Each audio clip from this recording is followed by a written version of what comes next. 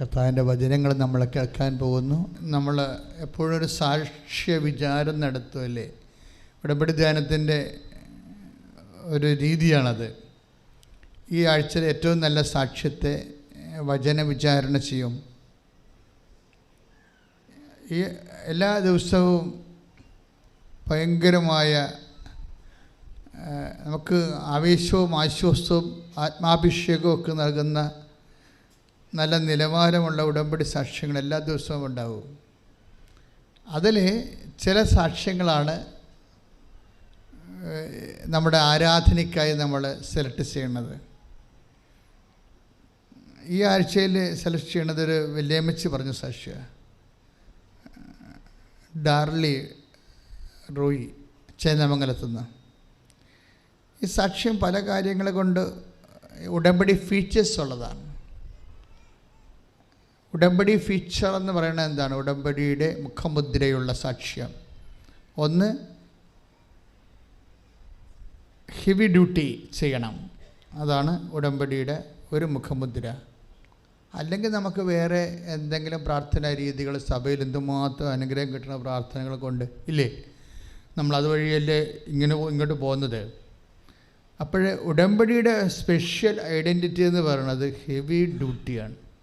എന്ന് വെച്ച് കഴിഞ്ഞാൽ എടുത്താൽ പൊങ്ങാത്ത കാര്യങ്ങൾ പൊക്കണം, പവർ ലിഫ്റ്റ് പോലെയാണ്.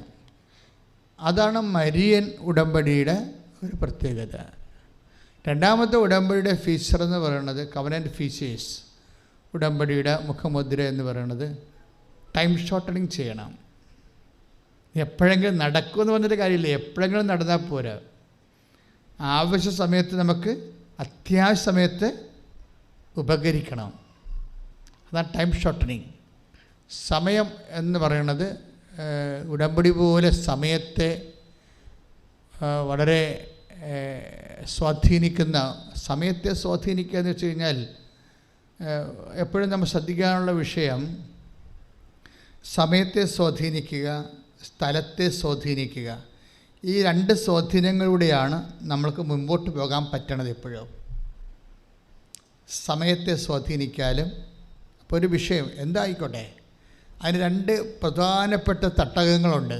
ഒന്ന് ടൈം ആൻഡ് സ്പേസാണ്.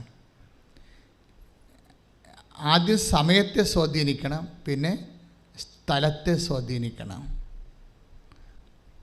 ഇത് രണ്ടും സ്വാധീനിക്കുമ്പോഴാണ് ഷോർട്ടനിങ് സംഭവിക്കണത്, സ്പീഡ് സംഭവിക്കണത്. അതിന് ബൈബിളിൽ നമുക്ക് ഇന്ന് വരെ കവനൻ്റ് അല്ലാതെ വേറെ ഒരു ഫോർമുല ഇല്ല. കവനൻ്റ് ഒരു ഫോർമുലയാണ്, ഒരു സൂത്രവാക്യം. എന്ന് വെച്ചാൽ നമുക്ക് ടെക്നിക്ക് എന്ന് പറയത്തില്ലേ, ടെക്നിക്ക്, സൂത്രം എന്നൊക്കെ പറഞ്ഞ വാക്ക് നിങ്ങൾ ഓർക്കേണ്ട ഉപായം പോലെയുള്ള എന്തോ സൂത്രപ്പണി എന്നല്ല. ടെക്നിക്കാണ്, ടെക്നോളജി എന്ന്, സാങ്കേതിക വിദ്യ. ഒരു ബൈബിൾ സാങ്കേതിക വിദ്യയാണ് ശരിക്കും പറഞ്ഞാൽ ഉടമ്പടി എന്ന് പറയുന്നത്. അത് ഫോർമുലയിൽ വർക്ക് ചെയ്യണതാണ്. ഒരു പ്രത്യേക ഇക്വേഷൻ, സമവാക്യത്തിലാണ് ഇത് വർക്ക് ചെയ്യണത്. അത് ഞാൻ നിങ്ങളോട് പതുക്കെ പറയാം. അപ്പം ആ സമവാക്യം ഉപയോഗിക്കുമ്പോഴാണ്, അല്ലെങ്കിൽ ആ ഫോർമുല ഉപയോഗിക്കുമ്പോഴാണ് ടൈം ഷോർട്ടനിങ് സംഭവിക്കുന്നത്. അതുകൊണ്ടാണ് ഇത് ടെക്നിക്കൽ ബേസ് ചെയ്ത് മനസ്സിലാക്കണം. ഒരു ഫത്തകൃത്യം, ഫത്താനുഷ്ഠാനം ആയിട്ട് ഇതിനെ റെഡ്യൂസ് ചെയ്യരുത്. മേ ബി ദൈവത്തോട് ഇടപെടുന്ന എല്ലാ വിഷയങ്ങളും നമുക്ക് ഭക്തി ഉണ്ടാവും. ഭക്തി ഇല്ലാതെ എങ്ങനെ നിൽക്കാൻ പറ്റും? പക്ഷേ ഭക്തി മാത്രമല്ല ഇതിന് പിന്നിലുള്ളത്.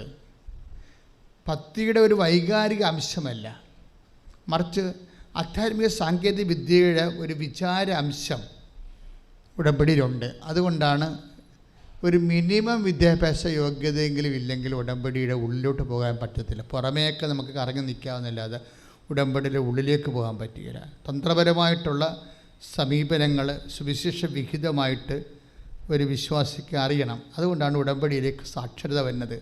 200 സാക്ഷരതാ ക്ലാസ്സായില്ലേ ഉടമ്പടി സാക്ഷരത, എല്ലാ ദിവസവും ഉണ്ടാവും.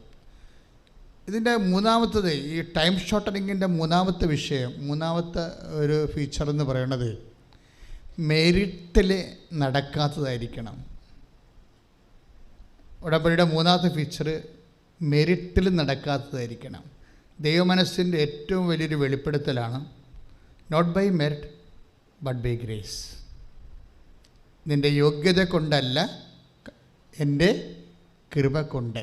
പക്ക ഉടമ്പടി ഫീച്ചേഴ്സുള്ള, അതായത് ടൈം ഷോർട്ടനിങ് ചെയ്യുന്ന, സമയത്തെ ചുരുക്കുന്ന, അതുപോലെ തന്നെ നോട്ട് ബൈ മെറിറ്റിൽ വർക്ക് ചെയ്യുന്ന, യോഗ്യത കൊണ്ടല്ലാതെ കൃപ കൊണ്ട് വർക്ക് ചെയ്യുന്ന, അതുപോലെ തന്നെ ഹെവി ഡ്യൂട്ടി ചെയ്യുന്ന,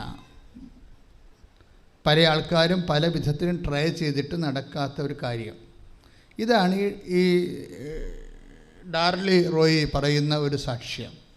ഉടമ്പടിയുടെ 3 മുഖമുദ്രകൾ ഇതിൻ്റെ അകത്ത് അടങ്ങിയിട്ടുണ്ട്. നമുക്കിതിൽ ഏതെങ്കിലും ഒരെണ്ണം ഉണ്ടെങ്കിൽ നിങ്ങളെ രക്ഷപ്പെടും.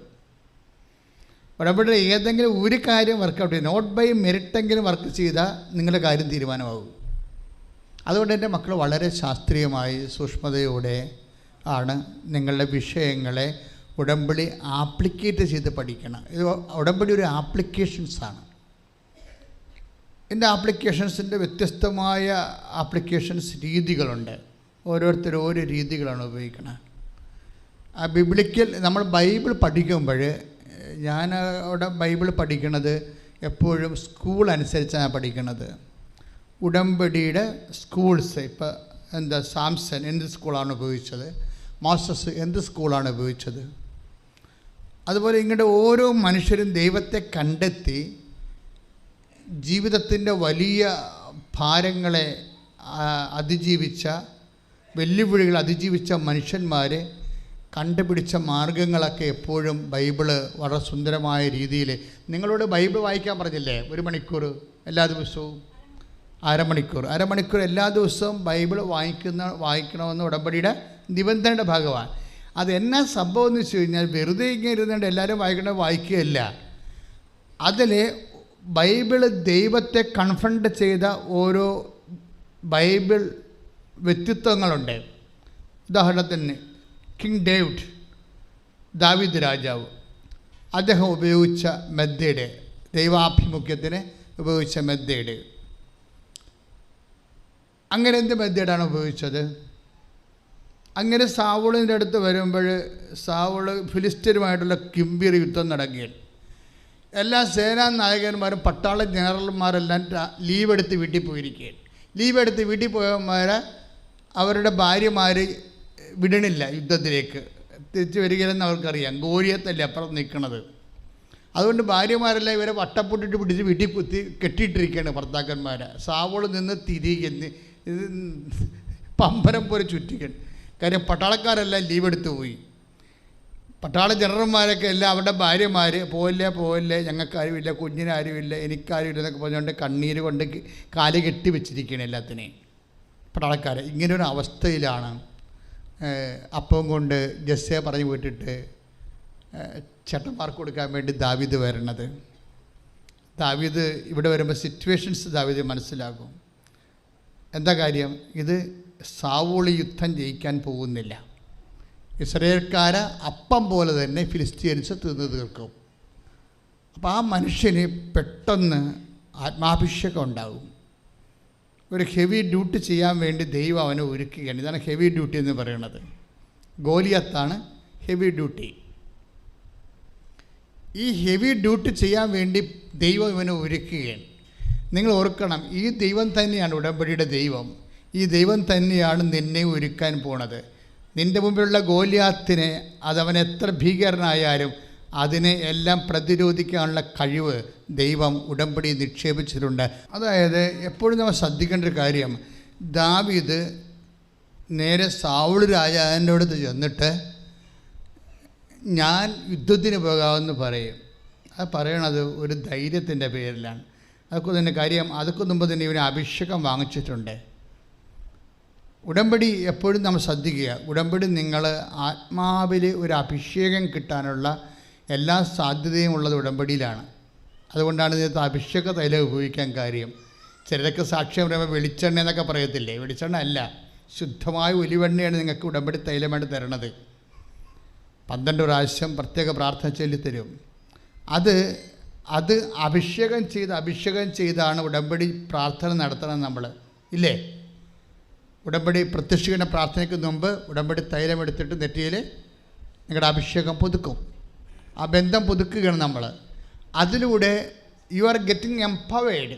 നിങ്ങൾ അതിലൂടെ ശക്തി ധരിക്കുകയാണ്. ആ ഒരു ബോധമുണ്ട്. അറിയത്തൊരു അനുഷ്ഠാനമല്ല, അതിലൂടെ നിങ്ങൾ ശക്തി ധരിക്കുകയാണ്. എന്താ കാര്യം വെച്ച് കഴിഞ്ഞാൽ അഭിഷേകത്തിൻ്റെ ഒരു ആശംസയുണ്ട്.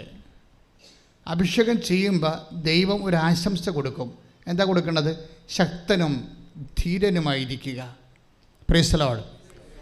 അത് ഒരു ഒപ്പോണൻറ്റിനെ മുമ്പിൽ കണ്ടുകൊണ്ടാണ് ദൈവം എപ്പോഴും ഉടമ്പടി ചെയ്യിക്കുന്നത്. ഒരു ഒപ്പോണൻറ്റ് ചിലപ്പോൾ നിങ്ങളുടെ പഠനമായിരിക്കാം, ചിലപ്പോൾ നിങ്ങളുടെ തോറ്റുപോകുന്ന അവസ്ഥകളായിരിക്കാം, ചിലപ്പോൾ നിങ്ങളുടെ ഭാഗോടമ്പടി നടക്കാത്ത സ്ഥലമായിരിക്കാം, അല്ലെങ്കിൽ നിങ്ങളുടെ എതിർക്കുന്ന അയൽവാസിയായിരിക്കാം, അല്ലെങ്കിൽ നിങ്ങളുടെ ഓഫീസിൽ തന്നെ നിങ്ങളുടെ ചതിപ്രയോഗം നിങ്ങൾക്കെതിരെ നടത്തുന്ന വ്യക്തിയാകാം. എനിവേ ഒരു ഒപ്പോണൻറ്റിനെ, എതിരാളിയെ മുന്നിൽ കണ്ടുകൊണ്ടാണ് ദൈവം എപ്പോഴും അഭിഷേകം ചെയ്യണത്. എന്നിട്ട് ദൈവം പറയുന്ന ഒരു ആശംസയുണ്ട്. എന്താണ് വായിച്ചുള്ളത്? ജോഷുവ 1:9 ശക്തനും ധീരനുമായിരിക്കണമെന്നും ഭയപ്പെടുകയോ പരിഭ്രമിക്കുകയോ ചെയ്യരുതെന്നും നിന്നോട് ഞാൻ കൽപ്പിച്ചിട്ടില്ലയോ? നിന്റെ ദൈവമായ കർത്താവ് നീ പോകുന്നിടത്തെല്ലാം നിന്നോട് കൂടെ ഉണ്ടായിരിക്കും. Price the Lord.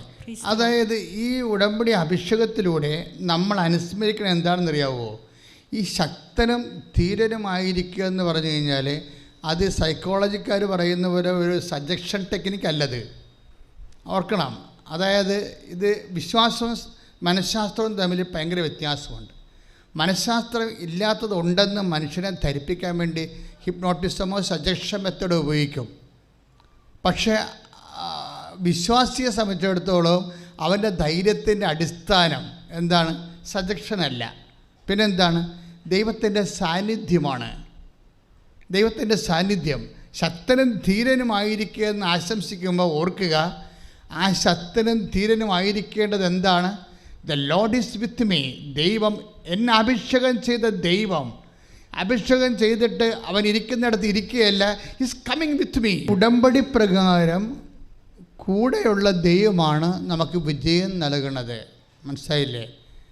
വിജയം എന്ന് പറഞ്ഞാൽ എല്ലാ മണ്ഡലങ്ങളിലുമാണേ, അല്ലാതെ പരീക്ഷയ്ക്ക് മാത്രമല്ല. നമ്മൾ അഭിമുഖീകരിക്കുന്ന എല്ലാ വെല്ലുവിളികളിലും നമുക്ക് വിജയം നൽകണത് ഉടമ്പടി പ്രകാരം കൂടെയുള്ള ദൈവമാണ്. അതുകൊണ്ടാണ് നിങ്ങളെ ദൈവത്തെ കൂടെ നിർത്തണമെന്ന് പറയാൻ കാര്യം. മനസ്സിലായില്ലേ? ചിലർ ഉടമ്പടി എടുത്തിട്ട് ഇവിടെ അതെന്താ ഒരു കർമ്മം പോലെ ഇവിടെ നിർവഹിച്ചിട്ട് നിങ്ങളെ പഴയ ആൾക്കാരായിട്ട് പോകും. അങ്ങനെ പോകാൻ പറ്റത്തില്ല. ഉടമ്പടി എടുക്കുമ്പോൾ അതിൻ്റെ പാക്കേജിൻ്റെ ഭാഗമാണ് ദൈവം കൂടെ വരിക. വിജയം കിട്ടണമെന്നുണ്ടെങ്കിൽ കൂടെ വരിക തന്നെ വേണം ദൈവം. ഈ ദൈവം കൂടെ ഉണ്ട് എന്നുള്ള അഭിഷേക ഓർമ്മയാണ് ഓരോ സമയവും നമ്മൾ പ്രത്യക്ഷീകരണ പ്രാർത്ഥന ചെല്ലുമ്പോൾ ഉടമ്പടി തൈലം എടുത്ത് നെറ്റിയിൽ കുരിശ് വരയ്ക്കുന്നത്. My God to whom I have covenanted. ഞാൻ ഉടമ്പടി ചെയ്ത ദൈവം എൻ്റെ കൂടെയുണ്ട്. ആ കൂടെയുള്ള ദൈവം എനിക്ക് വിജയം നൽകും. നമ്മൾ സാമുവേലിൻ്റെ 1 സാമുവേൽ 18:14 ശ്രദ്ധിക്കട്ടെ.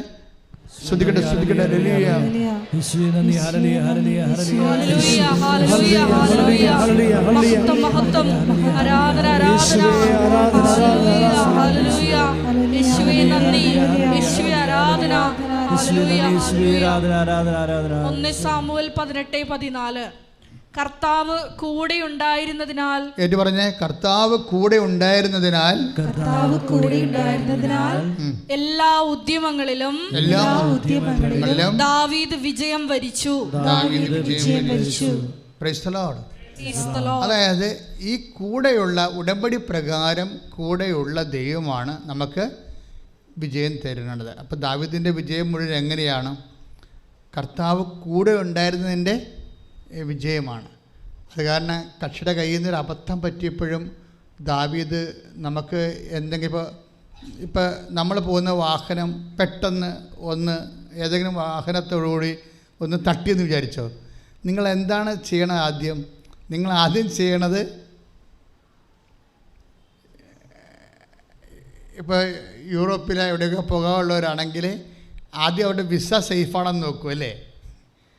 വണ്ടി തട്ടിയെന്ന് പറഞ്ഞു കഴിഞ്ഞാൽ അതെല്ലാം പ്രശ്നം തന്നെ. നമ്മുടെ പാസ്പോർട്ട് വിസയും ശരിയാണെന്ന് സേഫ് കയ്യിലുണ്ടോ എന്ന് നോക്കും. അത് മുറുകെ കയറി പിടിക്കും.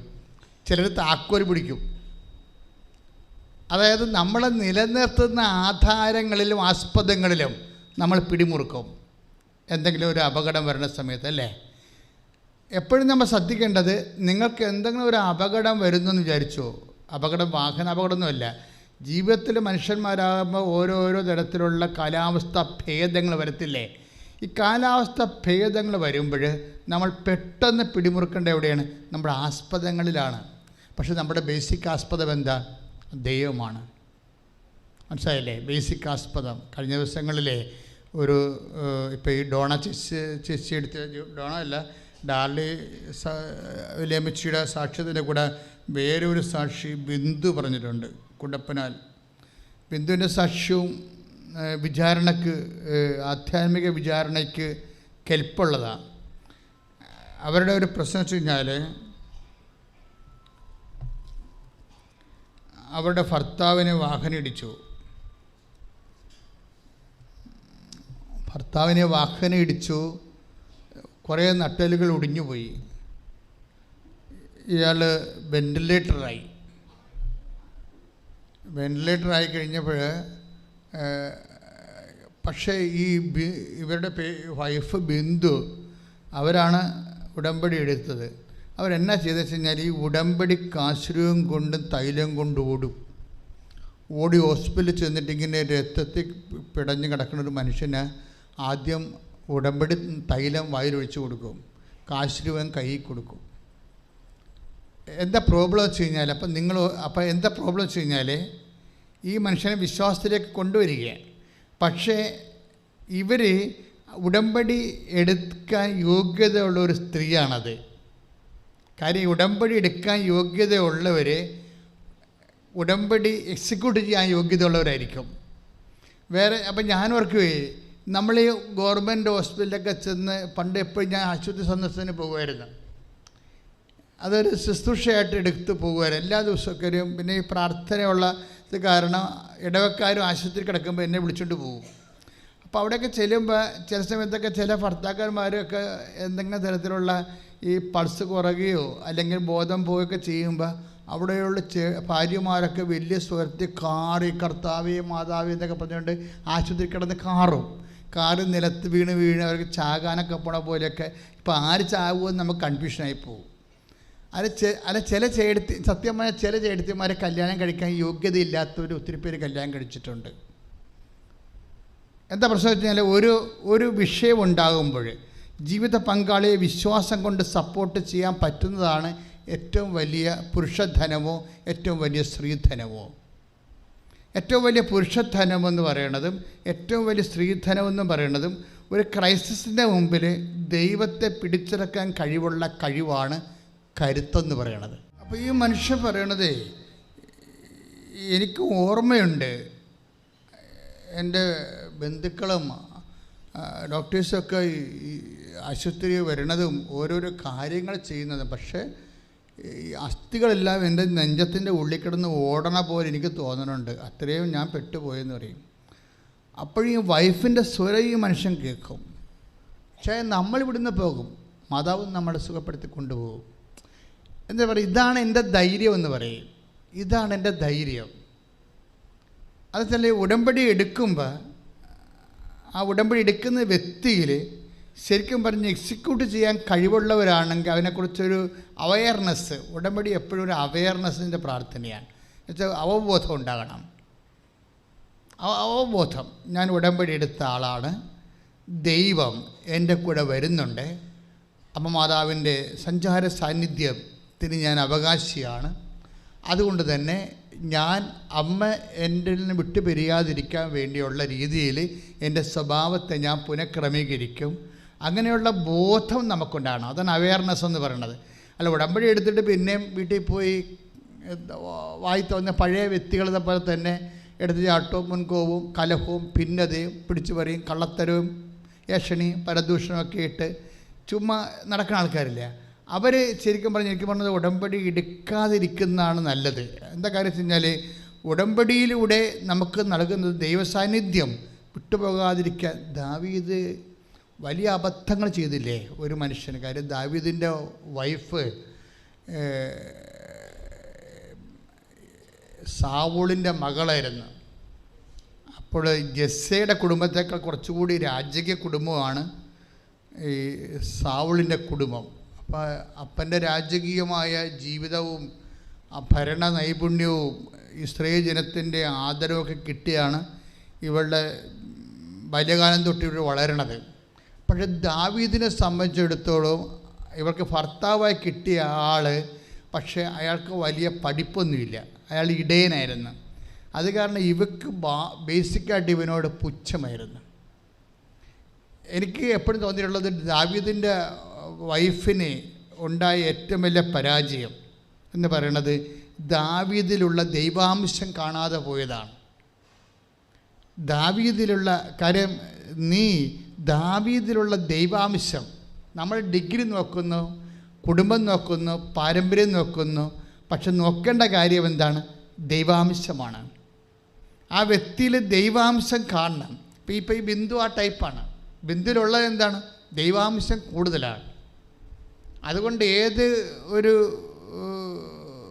യുദ്ധകാല സാഹചര്യമാണെന്ന് പറഞ്ഞാലും ബിന്ദു ഈ ഹസ്ബൻഡിനെ കൊണ്ടുപോകും. കാര്യം അവരവന് കപ്പാസിറ്റിയുള്ള ലേഡിയാണ്. കാര്യം ഈ 6 ഡോക്ടർമാർ ഇവരോട് പറയും ഓപ്പറേഷൻ വേണം. ഇപ്പോൾ അയാൾ ഒരു എഴുന്നേറ്റ് പൊങ്ങാവുന്ന രീതിയിലാകുമ്പോൾ 6 ഡോക്ടർമാർ മാറി മാറി ഇങ്ങനെ second opinion, third opinion, fourth opinion കാണിക്കുമ്പോൾ പറയും ഈ എല്ലാം നേരെയാക്കി എടുക്കണമെങ്കിൽ ഓപ്പറേഷൻ വേണമെന്ന് പറയും. അപ്പോഴും ബിന്ദു പറയും ഓപ്പറേഷൻ വേണമെങ്കിൽ വേണം, പക്ഷെ അതിനാദ്യം കൃപാസന അമ്മയെടുത്ത് പോയിട്ട് വരാമെന്ന് പറയും. ഇതാണ് വിഷയത്തിൻ്റെ ലിങ്ക് മാറ്റമെന്ന് പറയുന്നത്. മനസ്സിലായില്ലേ? അതായത് വരിയെല്ലൊക്കെ ഒടിഞ്ഞിരിക്കുന്ന ഹസ്ബൻഡിനെ വിശ്വാസം കൊണ്ട് ഗൈഡ് ചെയ്യാനുള്ള ഇവരുടെ കഴിവെന്ന് സ്റ്റിയറിംഗ് കപ്പാസിറ്റി എന്ന് പറയുന്നത് ഭയങ്കരമാണ്. അതായത് വിശ്വാസം നമ്മൾ ദൈവത്തിൽ കലർപ്പില്ലാതെ അവതരിപ്പിക്കുന്നതാണ്. ഇത് ഒരു ഇതിൻ്റെ നിലവാരം ഇത്തിരി കൂടിയ നിലവാരമാണ് വിശ്വാസത്തിൻ്റെ. ഈ മനുഷ്യന് നല്ല ദൃഢഗാത്രനായൊരു മനുഷ്യനാണ്. അയാളെയും കൊണ്ടുവന്ന് ഓപ്പറേഷന് മുമ്പ് ഇവിടെ കൊണ്ടുവരും. ഇവിടെ കൊണ്ടുവന്ന് മാതാവിനെ കാണിച്ചിട്ട് ഒരു ചീട്ടെടുത്തിട്ട് എൻ്റെ അടുത്ത് വരും. അപ്പോൾ എൻ്റെ അടുത്ത് വരുമ്പോൾ ഞാൻ ഇയാളുടെ നടുവിനെല്ലാം തടവി 36 കൊല്ലത്തെ പൗരോഹിത്യത്തിൻ്റെ ഒരു യോഗ്യതയുണ്ട്. അത് വല്ലാതെ യോഗ്യതയാണത്. പിന്നെ പരിശുദ്ധ അമ്മ ജീവനോടെ പ്രത്യക്ഷപ്പെട്ടത് കണ്ട ഒരു യോഗ്യതയുണ്ട്.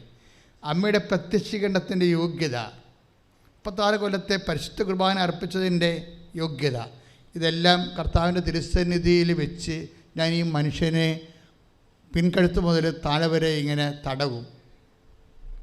അപ്പം ജനങ്ങൾ വിശ്വാസപ്രമാണം ചെല്ലുമ്പോൾ ഈ ഒറ്റ തടകിലൂടെ ഈ മനുഷ്യൻ പൂർണ്ണമായി സൗഖ്യപ്പെടും. അപ്പം ഞാൻ പറഞ്ഞു നിങ്ങൾക്ക് സാക്ഷ്യം പറയാൻ തിരിച്ചു വരാൻ പറ്റുമെന്ന് പറയും. എന്താ കാര്യം? ആ സമയത്ത് അറിയാൻ പറ്റും നമുക്ക്, നിങ്ങൾക്ക് സാക്ഷ്യം പറയാൻ വേണ്ടി തിരിച്ചു വരാൻ പറ്റുമെന്ന് പറയും. അപ്പോൾ ഇയാൾ പിറ്റേ ദിവസം പോയി സ്കാൻ ചെയ്ത് നോക്കുമ്പോൾ ഒരു പ്രശ്നമില്ല, മാതാവ് എല്ലാം സെറ്റ് ചെയ്തിരിക്കണം, എല്ലാം. അതായത് എനിക്കെപ്പോഴും പറയാനുള്ളത്, ഒന്നും ഇതിൻ്റെ അച്ചാണിയായിട്ട് പ്രവർത്തിക്കുന്നത് ആരാണ്? ഈ വൈഫാണ്. 6 ഡോക്ടർമാർ പറയുമ്പോൾ ഈ മനുഷ്യൻ പറയുന്നുണ്ട്, ഇത് ഈ അസ്ഥി ഒടിഞ്ഞാക്കി ഇത് എങ്ങനെ വരാനാണ്? പുള്ളി അദ്ദേഹം ബിന്ദുനോട്, ഈ അസ്ഥി ഒടിഞ്ഞാക്കി എങ്ങനെ വരാനാണ്? നമുക്ക് ഡോക്ടർമാർ പറഞ്ഞാൽ കേൾക്കാം. അപ്പോൾ പറയാം, ഡോക്ടർമാർ പറഞ്ഞാൽ നിങ്ങളെ കേട്ടോ, പക്ഷേ നമുക്ക് അമ്മയ്ക്ക് ഇപ്പോൾ കണ്ടിട്ട് വന്നിട്ട് എന്താണെന്ന് ചെയ്യാം.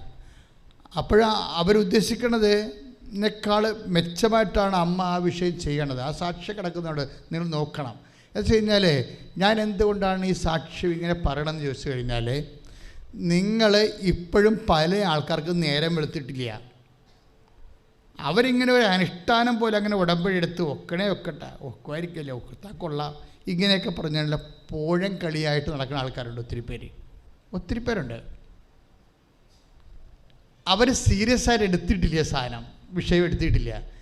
അവർ ആരൊക്കെ ഉടമ്പടി എടുത്ത് അവർക്ക് എന്തൊക്കെ കിട്ടിയെന്ന് പറഞ്ഞ് ചുമ്മാ വന്ന് നമ്മളൊക്കെ ഇനി ഉടമ്പടി എടുത്തിട്ടില്ലെന്ന് വേണ്ട എന്ന് പറഞ്ഞുകൊണ്ട് വന്ന് ഉടമ്പടി എടുത്ത ആൾക്കാരുണ്ട്. ഇനിയിപ്പോൾ ഉടമ്പടി എടുത്തില്ലെന്നും പറഞ്ഞ് വേണ്ട, എടുത്തേക്കാം, എന്നാൽ അവർ ഉടമ്പടിക്കണ തന്നേക്കാൻ പറയും. അങ്ങനെ വന്ന് പറഞ്ഞിട്ടുണ്ട് പണ്ടൊക്കെ ആൾക്കാർ, ഇവിടെ ഒരു ഉടമ്പടി വേണമല്ല എന്ന് പറയും. അവരെങ്ങനെ പറയും, ഈ എന്തോ ഈ അമ്മ പറഞ്ഞിട്ട് മൂത്ത ചേച്ചിക്ക് പൂങ്കാവിൽ പോവുകയാണ്, വേറെ ചേർത്ത് നിന്ന് വന്ന് പൂങ്കാവിലേക്ക് പോവുകയാണ്. അപ്പോൾ മൂത്ത ചേച്ചിക്ക് എന്തോ നല്ല മീൻ കിട്ടിയിട്ട് കൊടുക്കാൻ വേണ്ടി അമ്മ കൊടുത്തു വിട്ടിട്ട് അനിയത്തി പോവുകയാണ്. അപ്പോൾ അമ്മ പഠിക്കവരെ മാറി ഇടി ആ നീ പോണ വഴിക്ക് കൃപാസനത്തിനോട് ഉടമ്പടി എടുത്തോളാൻ പറഞ്ഞു. അങ്ങനെ പിന്നെ ഞങ്ങളിവിടെ അപ്പോൾ ഇവിടെ അവർക്ക് നിർത്തി ഈ മീൻ ചീഞ്ഞ് പോകത്തില്ലേ, മീൻ അവിടെ കൊണ്ട് വെച്ചിട്ട് എളുപ്പം ഒരു ഉടമ്പടി കിടന്ന് എളുപ്പിക്കുന്ന ഉടമ്പടി അവിടെ കൊണ്ട് ബഹളം ഉണ്ടാക്കും. അവർക്കറിയത്തില്ല എന്താ ഉടമ്പടി എന്നുള്ള സംബന്ധിച്ചിടത്തോളം. ആദ്യകാലങ്ങളിലെ കാര്യം പറയാം 2016. അപ്പോൾ ഇതുപോലെ അല്ലെങ്കിലും ഉടമ്പടിയോട് കമ്മിറ്റ് ചെയ്യാത്ത ആൾക്കാരുണ്ട്. അവർ വളരെ ശ്രദ്ധിക്കണം. കമ്മിറ്റ് ചെയ്യില്ല, എടുത്തു വെച്ചിട്ടുണ്ട് ഉടമ്പടി. എന്നിട്ട് ഇതുപോലെ ഓരോ പ്രത്യക്ഷയുടെ പ്രാർത്ഥന നടത്തുന്നുണ്ട്. പിന്നെ ഇതുപോലെ ഉടമ്പടി ധ്യാനം കൂടുന്നുണ്ട്. പക്ഷേ ഉടമ്പടിയിലേക്ക് അവർ ഇൻവോൾവ് ആയിട്ടില്ല. അവർ സ്വയമായിട്ട് അതിൻ്റെ അകത്തേക്ക് മുഴുകിയിട്ടില്ല, ഉടമ്പടിയിൽ മുഴുകത്തില്ല.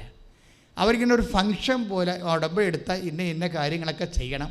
അതുപോലെ 10 കാര്യം പറയുമ്പോൾ 4 കാര്യം ചെയ്ത് അങ്ങനെ അഡ്ജസ്റ്റ്മെൻറ്റിൽ ദൈവമായിട്ടൊക്കെ ഒരു അഡ്ജസ്റ്റ്മെൻറ്റ് ചെയ്ത് പോകും. ഈ ആൾക്കാർക്ക് ഒരിക്കലും ഇവരാണ് ലാഗ് ചെയ്യിക്കുന്നത്. ഉടമ്പടി ദാവീദിൻ്റെ ഉടമ്പടി സ്കൂൾ ഓഫ് ഡേവിഡാണ് ഇപ്പോൾ. Covenant and school of David. Covenant അതായത് ദാവീദിൻ്റെ ഉടമ്പടി വിദ്യാലയത്തിലാണ് ഇപ്പോൾ നമ്മൾ പഠിച്ചുകൊണ്ടിരിക്കുന്നത്. അതിന് ഇപ്പോൾ നമ്മൾ പറയാൻ പോകുന്നത് 16 വായിച്ചവനെ. എന്നാൽ കർത്താവ് സാമുവേലിനോട്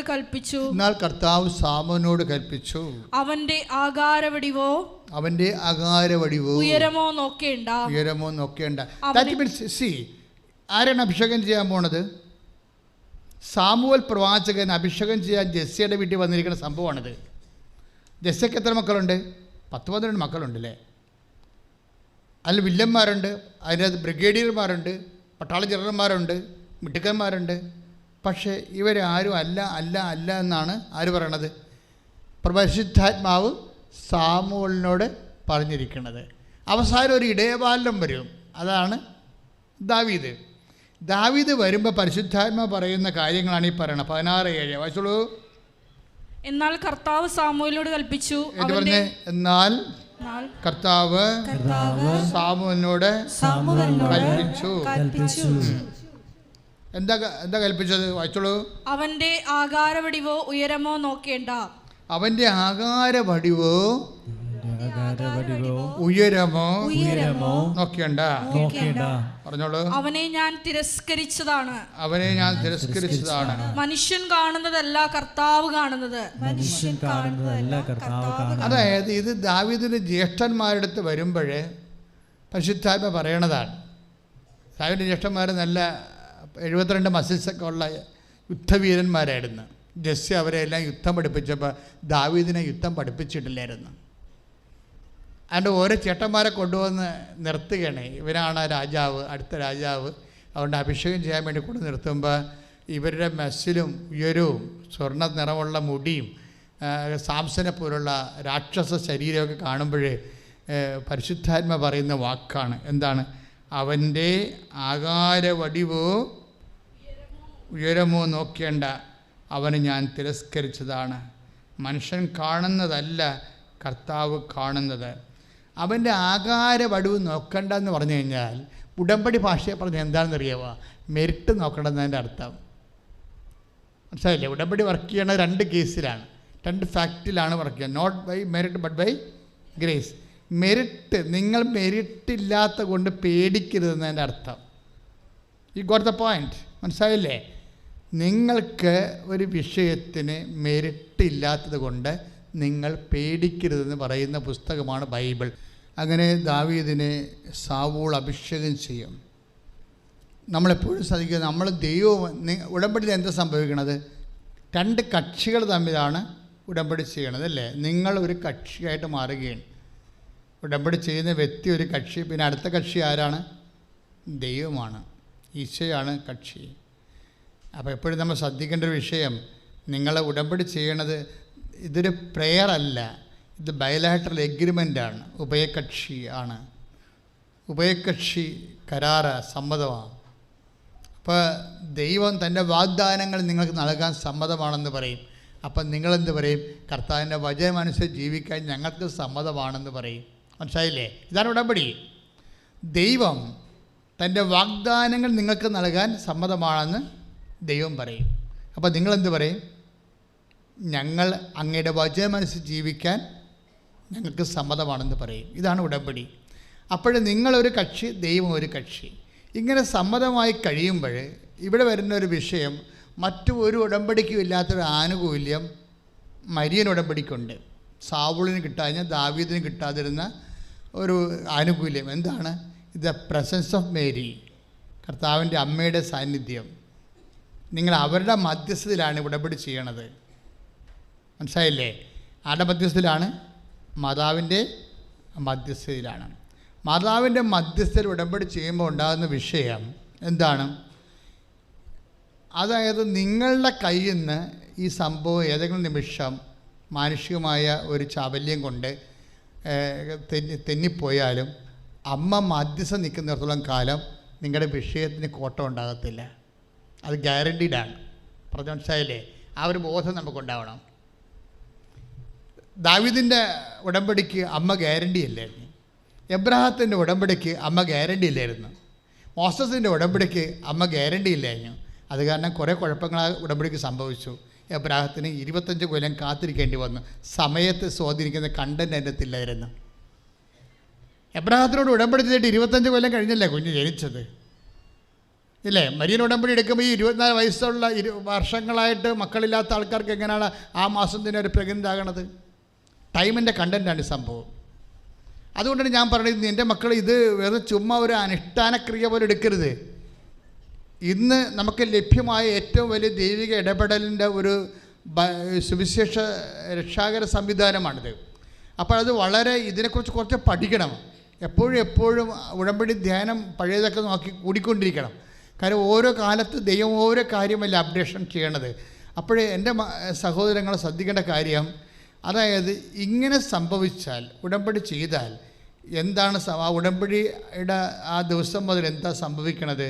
അതായത് ഇപ്പം നോക്ക്, അത് ശ്രുതികെട്ട മക്കളെ യേശു 13 1 സാമുവേൽ 16:13 1 സാമുവേൽ 16:13 വായിച്ചോളൂ. ശ്രുതികെട്ടെ. അന്നു മുതൽ കർത്താവിന്റെ ആത്മാവ് ദാവീദിന്റെ മേൽ ശക്തമായി ആവസിച്ചു. ഒന്ന് പറഞ്ഞേ. അന്ന് മുതൽ 1 സാമുവേൽ 16:13 അന്ന് മുതൽ കർത്താവിന്റെ ആത്മാവ് ശക്തമായി ദാവീദിൽ ആവസിച്ചു. അപ്പൊ ഇതൊരു പ്രധാന ഉടമ്പടി ചെയ്യുമ്പോൾ എന്താ സംഭവിക്കണത്? അഭിഷിക്തരായി കഴിയുമ്പോൾ എന്താ സംഭവിക്കണത്?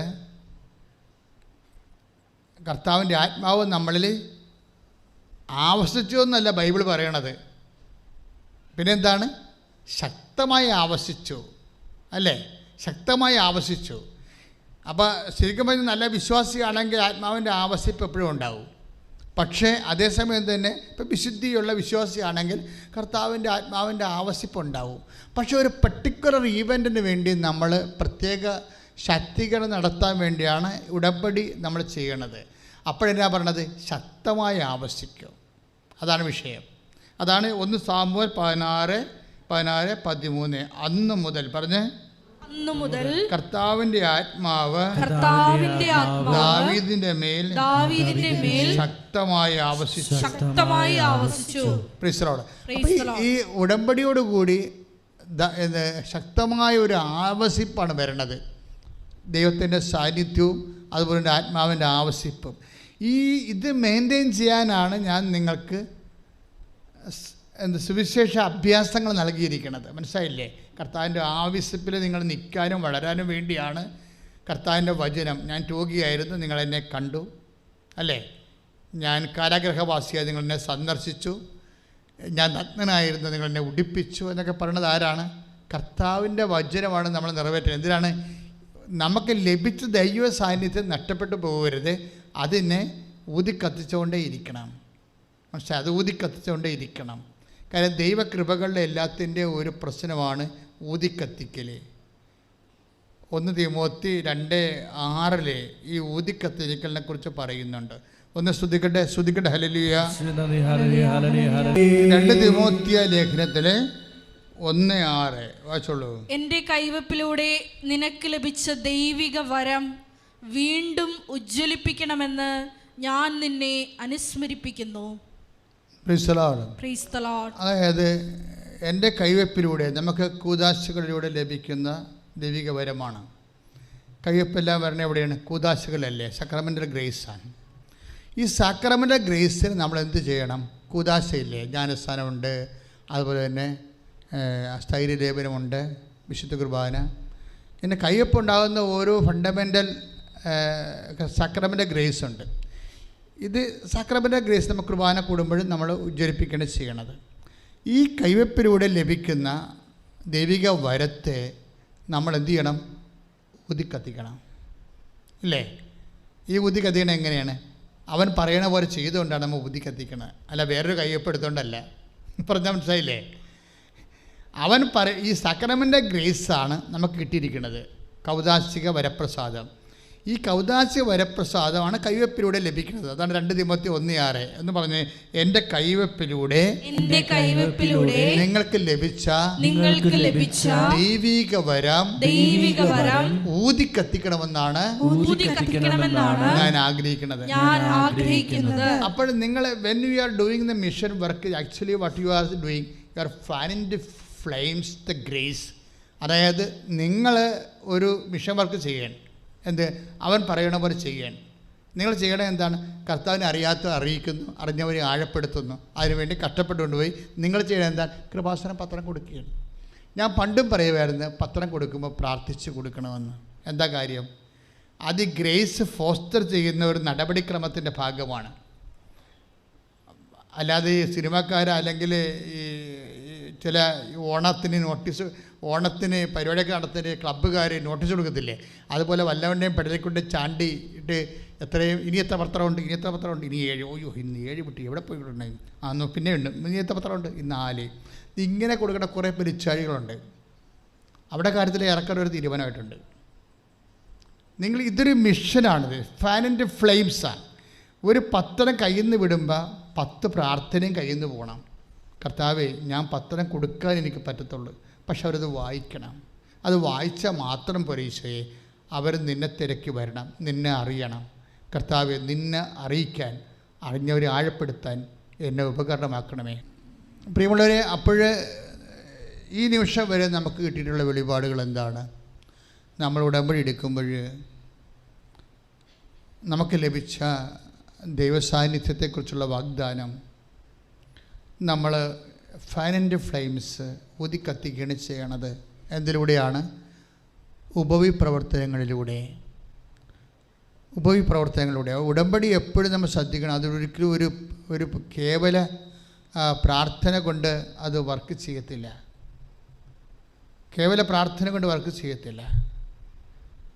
അത് ചില വിശ്വാസ വീരന്മാരൊക്കെ ചെയ്യണമെന്ന് വെച്ച് കഴിഞ്ഞാൽ അവർ പറയുന്നതിനേക്കാൾ കൂടുതൽ, കാര്യം ഇത് 80% പ്രേക്ഷിത പ്രവർത്തനമാണ്. കർത്താവ് പറഞ്ഞതുപോലെ നടപ്പിൽ വരുത്തുന്ന പ്രാർത്ഥനയാണത്.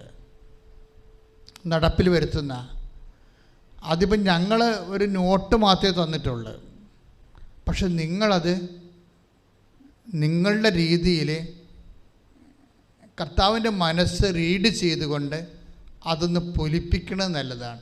കർത്താവിൻ്റെ മനസ്സെന്താ പറയണത്? നിങ്ങളോട് 1 മൈൽ പോകാൻ ആവശ്യപ്പെടുന്നതിൻ്റെ കൂടെ നിങ്ങൾ 2 മൈൽ പോകണം. ശണ്ടകൂടി മേലങ്കി ഉടുപ്പ് കരസ്ഥമാക്കാൻ ഉദ്യമിക്കുന്നവന് നിങ്ങൾ മേലങ്കി കൂടി വിട്ടുകൊടുത്തേക്കണം. അപ്പോൾ നമുക്ക് നഷ്ടപ്പെടുന്ന വിഷയങ്ങൾ അത് കൂടുതൽ കർത്താവിൻ്റെ നാമത്തിൽ അക്സെപ്റ്റ് ചെയ്യാൻ വേണ്ടി അതൊരു പ്രവർത്തനത്തിൻ്റെ ഭാഗമാണ്. പറഞ്ഞ മനസ്സിലായില്ലേ?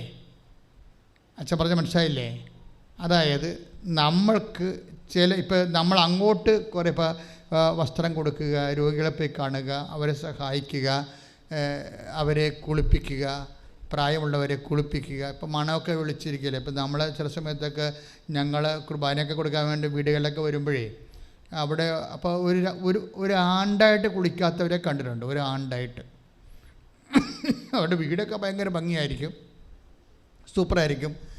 അപ്പനും അമ്മയൊക്കെ ഏതെങ്കിലും ഇറയത്ത് എവിടെയെങ്കിലും കൊണ്ട് അവർ അഡ്ജസ്റ്റ് ചെയ്ത് ഈ സൂക്ഷിച്ചിരിക്കുക. അവിടെ ചുമയും പിന്നെ അവിടെ ഏമ്പക്കമൊക്കെ വീട്ടുമുറ്റത്ത് വരാതിരിക്കാൻ വേണ്ടി അവരെവിടെയെങ്കിലും കൊണ്ട് ഇവർ അഡ്ജസ്റ്റ് ചെയ്യും. അവർ ചിലപ്പോൾ നോക്കും, ചിലപ്പോൾ നോക്കത്തില്ല. അപ്പം അങ്ങനെയൊക്കെ കിടക്കുമ്പോൾ അവരവിടെ മണം വെക്കും. അപ്പം അങ്ങനെ എന്നാലും മരിക്കാൻ നേരത്ത് ഞങ്ങളെ വിളിച്ചുകൊണ്ട് പോകില്ല കുർബാന കൊടുക്കാനും കുമ്പസാരിപ്പിക്കാനൊക്കെ. അപ്പോഴൊക്കെ വാ പൊളിപ്പിക്കാൻ പോലും പറ്റത്തില്ല. അപ്പോൾ ഇങ്ങനെയുള്ള ആൾക്കാരൊക്കെ കുടുംബത്തിൽ ഉണ്ടാകും, തറവാട്ടിലുണ്ടാകും. ഒന്നാമത് ഇപ്പോൾ ആളൊക്കെ കുറവല്ലേ, പണ്ടത്തെ പോലെ ആളൊന്നുമില്ലല്ലോ. ഉള്ള കുഞ്ഞുങ്ങൾ കളിച്ച് പോവും, ചിലപ്പോൾ ഒരാളായിരിക്കും. അപ്പം അങ്ങനെ വരുമ്പോഴേ ഇത് നമ്മളുടെയൊക്കെ ആവശ്യപ്പെടുന്ന സംഭവങ്ങൾ അതിനേക്കാൾ കൂടുതൽ ചെയ്യാൻ നിങ്ങൾക്ക് മാനസികമായ ഒരു ഒരുക്കം വേണം. ഉടമ്പടി എപ്പോഴും മാനസിക ഒരുക്കത്തിലാണ് നിൽക്കുന്നത്. അപ്പം നിങ്ങളുടെ ആവശ്യപ്പെടുന്നതിനേക്കാൾ കൂടുതൽ കാര്യങ്ങൾ അഭിഷേകം കിട്ടിയാൽ നമുക്ക് ചെയ്യാൻ പറ്റും. ഉടമ്പടി അങ്ങനെ ഒരു വിഷയം ലക്ഷ്യം വെക്കുന്നുണ്ട്. കാര്യം നിങ്ങൾക്കിന്ന് ചെയ്യത്തില്ല, അറപ്പാണ്, നിങ്ങൾക്കിന്ന് ആരോഗ്യമില്ല, പറ്റത്തില്ല എന്നൊക്കെ പറഞ്ഞ കാര്യങ്ങൾ നിങ്ങൾ ദൈവതിരുസന്നിധി സമർപ്പിച്ച് കഴിയുമ്പോൾ നിങ്ങൾക്കിത് ചെയ്യാനുള്ള പ്രത്യേക കരുത്ത്, പ്രത്യേക ധൈര്യം, പ്രത്യേക അഭിഷേകം, പ്രത്യേക അഭിവാഞ്ചയൊക്കെ തരും ദൈവങ്ങൾക്ക്. ഈ മനസ്സ് മാറ്റമെന്ന് പറയണത് ചെയ്യാൻ പറ്റാഞ്ഞിട്ടല്ല, മനസ്സാണ് പ്രോബ്ലം. അവിടെ മനസ്സാണ്. ചിലപ്പോൾ ഈ കിടക്കുന്ന രോഗി നിങ്ങളെ പണ്ട് പാര വെച്ച പാർട്ടിയായിരിക്കും. അവിടെ മക്കളുമായിട്ട് ഒത്തുകൊണ്ട് നിങ്ങളുടെ ശരിക്കും നല്ല പണി ചെയ്തിട്ടുള്ള ആൾക്കാരായിരിക്കും. ചിലപ്പോൾ നിങ്ങളെ ഒറ്റപ്പെടുത്തുകയൊക്കെ ചെയ്തിട്ടുള്ളൂ. അപ്പം നിങ്ങൾക്ക് അതിൻ്റെ വെറുപ്പും കാര്യങ്ങളൊക്കെ ഉണ്ടാകും. നാത്തൂനോടായാലും അമ്മായിയപ്പനോടായാലും മരുമകളോടായാലും ആരോടായാലും നിങ്ങൾക്ക് ഈ വെറുപ്പും കാര്യങ്ങളൊക്കെ ഉണ്ടാകും. ഈ ആൾക്കാരെ സഹായിക്കുക എന്ന് പറയുമ്പോൾ നമുക്ക് ഇത്തിരി ചില സമയത്ത് ഇത്തിരി പാടായിരിക്കും. പക്ഷെ നമ്മൾ ഒരു 2 കിലോമീറ്റർ പോയി ഒരു ആശുപത്രിയിൽ പോയി രോഗിയെ കാണുന്നതിനേക്കാളും ആ സമയത്ത് ഈ ആളെ കുളിപ്പിക്കാൻ പറ്റിയ സംവിധാനം ഉണ്ടാക്കുന്നതായിരിക്കും എപ്പോഴും നല്ലത്. കുളിപ്പിക്കാൻ പറ്റിയ സംവിധാനം. പക്ഷേ അത് നമുക്ക് ചെയ്യാൻ പറ്റത്തില്ല. ചിലർ പറയുന്നത് എനിക്ക് പറ്റത്തില്ല. എനിക്ക് ശരിക്കും പറഞ്ഞാൽ എനിക്കും ഉള്ളൊരു കുഴപ്പമാണ്. ഈ രോഗികളെ കുർബാന കൊടുക്കാൻ മുമ്പ് അവർ കുർബാന വെച്ച് കൊടുക്കുമ്പോൾ ഞാൻ ഛർദ്ദിക്കും. കാരണം എനിക്ക് ചെറിയ മണം അടിച്ച് കഴിഞ്ഞാൽ അപ്പം തന്നെ ചുരുക്കമുണ്ടാകുന്ന ആളാണ്. പക്ഷേ എൻ്റെ ജോലി എനിക്ക് ചെയ്യാതിരിക്കാൻ പറ്റുമോ? ഞാൻ പറഞ്ഞു, ഈശോ അത് വേറെ വിഷയം, എനിക്കെന്ത് സംഭവിച്ചാലും ഞാനത് ചെയ്യും. അത് തീരുമാനമാണത്. ആ തീരുമാനം അത് കാര്യം ഇവർ വർഷങ്ങളായി കഫം ഇങ്ങനെ തിളക്കുമല്ല, തൊണ്ടയിൽ കിടന്ന് കഫം ഇങ്ങനെ തിളക്കുകയെ. നിങ്ങൾക്ക് വല്ലപ്പോഴും ഒരു രോഗിനെ കണ്ടാൽ മതി, ഞങ്ങളെ സംബന്ധിച്ചിടത്തോളം ജീവിതകാലം മുഴുവൻ കാണണ്ടേ. അപ്പോൾ എത്രയോ രോഗികളെ കാണും. അപ്പോഴേ കഫം തിളച്ച ഈ പഴയ കഫമല്ലേ, പഴയ കഫം 10-16 ദിവസമൊക്കെ പഴക്കമുള്ള കഫം തൊണ്ടയെന്ന് പറഞ്ഞാൽ ബാക്ടീരിയയും അണുക്കളുമായിട്ടൊക്കെ ഇരിക്കണം. ഈ ആൾക്കാരത്ത് നമ്മൾ കുർബാന കൊടുക്കാൻ പോണത്. അതുകൊണ്ട് നമ്മൾ ചെല്ലുമ്പോൾ തന്നെ നമുക്ക് ആ മുറി കയറുമ്പോൾ തന്നെ നമുക്ക് തല ചിടിക്കാൻ തോന്നും. പക്ഷേ ഈശോ എന്ന് വിളിച്ചുകൊണ്ട് നമ്മൾ ചെല്ലും. അപ്പോഴെന്നെ സംബന്ധിച്ച് ഇവിടെയൊക്കെ ഇതിനൊക്കെ ഒരു അഭിഷേകമുണ്ട് ഇതിൻ്റെ അകത്ത്. അതായത് നമ്മൾ ചെയ്യാൻ തീരുമാനിച്ചാൽ ഈശോ നമ്മുടെ ഹാർട്ട് ചേഞ്ച് ചെയ്യും. ബൈബിളെല്ലാം എല്ലാം ചേഞ്ച് ചെയ്യണതാണ്. ഈ ഉടമ്പടിയുടെ ഒരു രീതി എന്ന് പറഞ്ഞാൽ എല്ലാം ചേഞ്ച് ചെയ്യും, എല്ലാ വിഷയവും ചേഞ്ച് ചെയ്യും. അതായത് സ്ഥലം മാറും, അതുപോലെ തന്നെ സിറ്റുവേഷൻസ് മാറ്റിത്തരും, പിന്നെ സമയം മാറ്റിത്തരും, പിന്നെ വേണമെങ്കിൽ ഹൃദയവും മാറ്റിത്തരും. ഈ ഉടമ്പടിയുടെ ഒരു രീതി അതാണ്. ദൈവമായിട്ട് നിങ്ങൾ ഇടപെട്ടാൽ ഇപ്പോൾ എന്താ പറയണത്, ഇപ്പം എസെക്കിയലില്ലേ, എസെക്കിയൽ ലേഖനം 36:26 വായിച്ചേ. പുതിയ ഹൃദയം നിങ്ങൾക്ക് ഞാൻ നൽകും, ഒരു പുതു ചൈതന്യം നിങ്ങളിൽ ഞാൻ നിക്ഷേപിക്കും. ഈ ശിലാഹൃദയം, എസെക്കിയൽ പറയുന്ന ശിലാഹൃദയമില്ലേ, it is not a rocky heart. എനിക്ക് പരമാവധി തോന്നിയിട്ടുള്ള ഇറ്റ് ഈസ് കണ്ടീഷൻഡ് ഹാർട്ട്.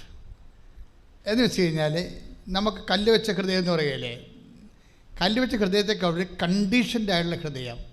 ചില ആൾക്കാരുടെ ഹൃദയം ചില വിഷയങ്ങളോട് കണ്ടീഷൻഡ് ആയിട്ടുള്ള, അവർ അതിൻ്റെ അപ്പുറത്തൊന്നും ചെയ്യത്തില്ല, അവർ മുൻവിധിയോടുകൂടി അങ്ങനെ ചെയ്യത്തുള്ളൂ.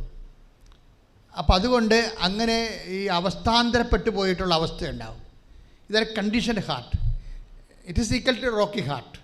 അതായത് അവസ്ഥാന്തരപ്പെട്ടു പോയ, അതായത് ചില ആൾക്കാർക്ക് എന്താണ് മനുഷ്യൻ്റെ ഏറ്റവും വലിയ ആധ്യാത്മിക വിജയത്തിൻ്റെ, ആധ്യാത്മിക പരാജയത്തിൻ്റെ, ദൈവാഭിമുഖ്യ പരാജയം എന്താണെന്ന് ചോദിച്ചാൽ അത് കണ്ടീഷൻഡ് ഹാർട്ടാണ്. കണ്ടീഷൻഡ് ഹാർട്ട് എന്ന് വെച്ചാൽ അവസ്ഥപ്പെട്ടു പോയ, ഇപ്പം കോൺക്രീറ്റ് എന്നൊക്കെ പറയല്ലേ, കോൺക്രീറ്റ് ആയിക്കഴിഞ്ഞാൽ പിന്നെ ഉറച്ചുപോയ ഹൃദയം. അപ്പം ചില കാര്യത്തെക്കുറിച്ച് നിങ്ങൾക്ക് മുൻവിധിയോട് കൂടി ഉറച്ചുപോയ ഹൃദയം ഉണ്ടാകും. അത് ശരിയാകല്ലേ, എന്നെക്കൊണ്ട് പറ്റത്തില്ല,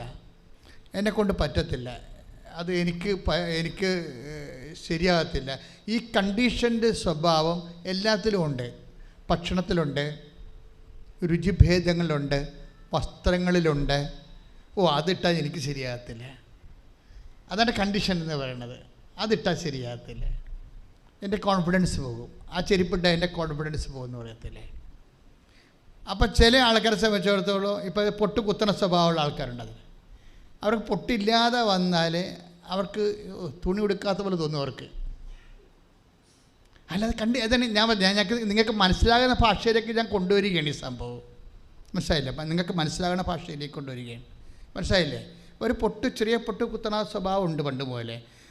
അന്ന് ആ സമയത്ത് തിരക്കത്തിൽ ആ സംഭവം ഡെപ്പി കണ്ടില്ലെന്നുണ്ടെങ്കിൽ നിങ്ങൾ അവസാനം വരെ ആ യാത്ര തീർന്ന് തിരിച്ചു വരുമ്പോഴും എന്തോ കുഴപ്പമുണ്ടല്ലോ എന്ന് പറഞ്ഞുകൊണ്ടിരിക്കുമോ. അതാണ് കണ്ടീഷൻ ഹാർട്ട് എന്ന് പറയുന്നത്.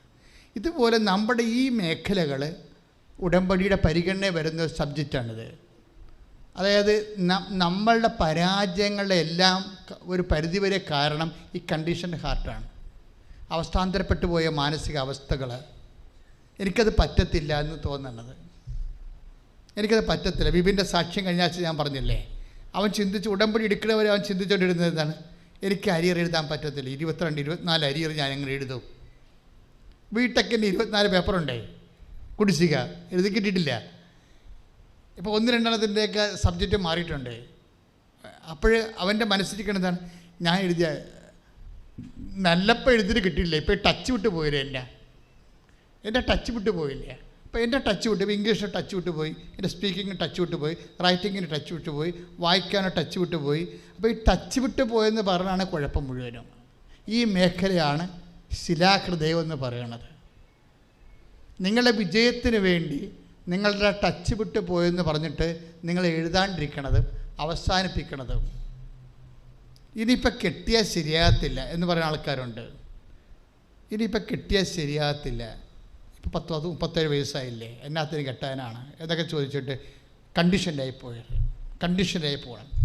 അതുകൊണ്ടാണ് ബൈബിൾ പറയണത്, ഏത് അവസ്ഥയിലും ഉടമ്പടിക്ക് നിന്നെ സംരക്ഷിക്കാൻ പറ്റും, നിൻ്റെ മനസ്സ്. അതാണ് പറയണത്, നിൻ്റെ ഹൃദയത്തിൽ നിന്ന്. 36-26 വായിച്ച്.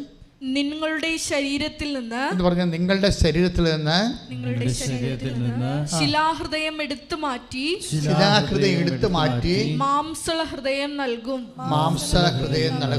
ഇപ്പം ചില ആൾക്കാർ പറയും, എൻ്റെ അച്ഛൻ ഞാൻ 12 കച്ചവടം ചെയ്ത് 12 കൊത്തുപാള എടുത്ത് ഇനി ഞാൻ കച്ചവടം ഒന്നും പറഞ്ഞ് വരത്തില്ലെന്ന് പറയും. അതാണ് ടച്ച് വിട്ട് ഹൃദയം ശിലാഹൃദയമായിപ്പോയി. പരാജയപ്പെട്ട് ശിലാഹൃദയമായതാണ്. ഇനി പറ്റത്തില്ലെന്ന് പറയണില്ലേ? ഇതുപോലെയാണ് എല്ലാ കാര്യങ്ങളും. ചില ആൾക്കാർ ഗവൺമെൻറ് ടെസ്റ്റൊക്കെ അവസാനിപ്പിച്ചല്ല, കുറേ എഴുതി തോറ്റ്, ഇനി എന്തും കിട്ടാനാണ്.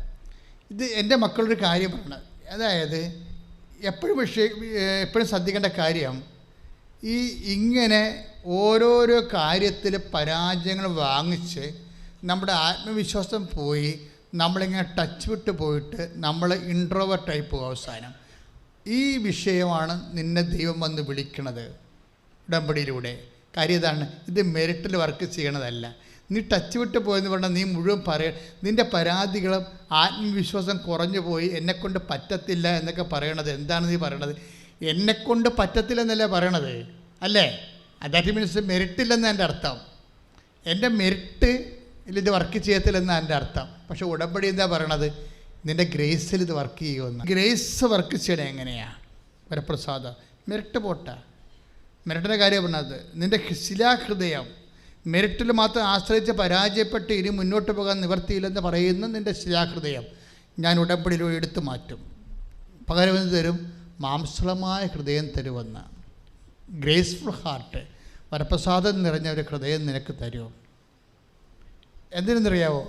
ഇത് നിനക്ക് ദൈവത്തെ സ്നേഹിക്കാനുള്ള ഹൃദയമാണ്, ചെയ്യാനുള്ള ഹൃദയമല്ല. ചെയ്യണത് ആരായിരിക്കും? ദൈവമായിരിക്കും. നീ ആയിരിക്കത്തില്ല ചെയ്യണത്. ദൈവത്തെ അറിയാനും സ്നേഹിക്കാനും അംഗീകരിക്കാനും ദൈവത്തിനെ പ്രണയിക്കാനും ദൈവത്തിന് സാക്ഷ്യം വഹിക്കാനും വേണ്ടി ഒരു പുതിയ ഹൃദയമാണ് നിനക്ക് ദൈവത്തെ സ്നേഹിക്കാൻ തരണത്. പക്ഷേ നിനക്ക് വേണ്ടി ചെയ്യണതാരായിരിക്കും? അത് ദൈവമായിരിക്കും. അതാണ് not by merit but by grace.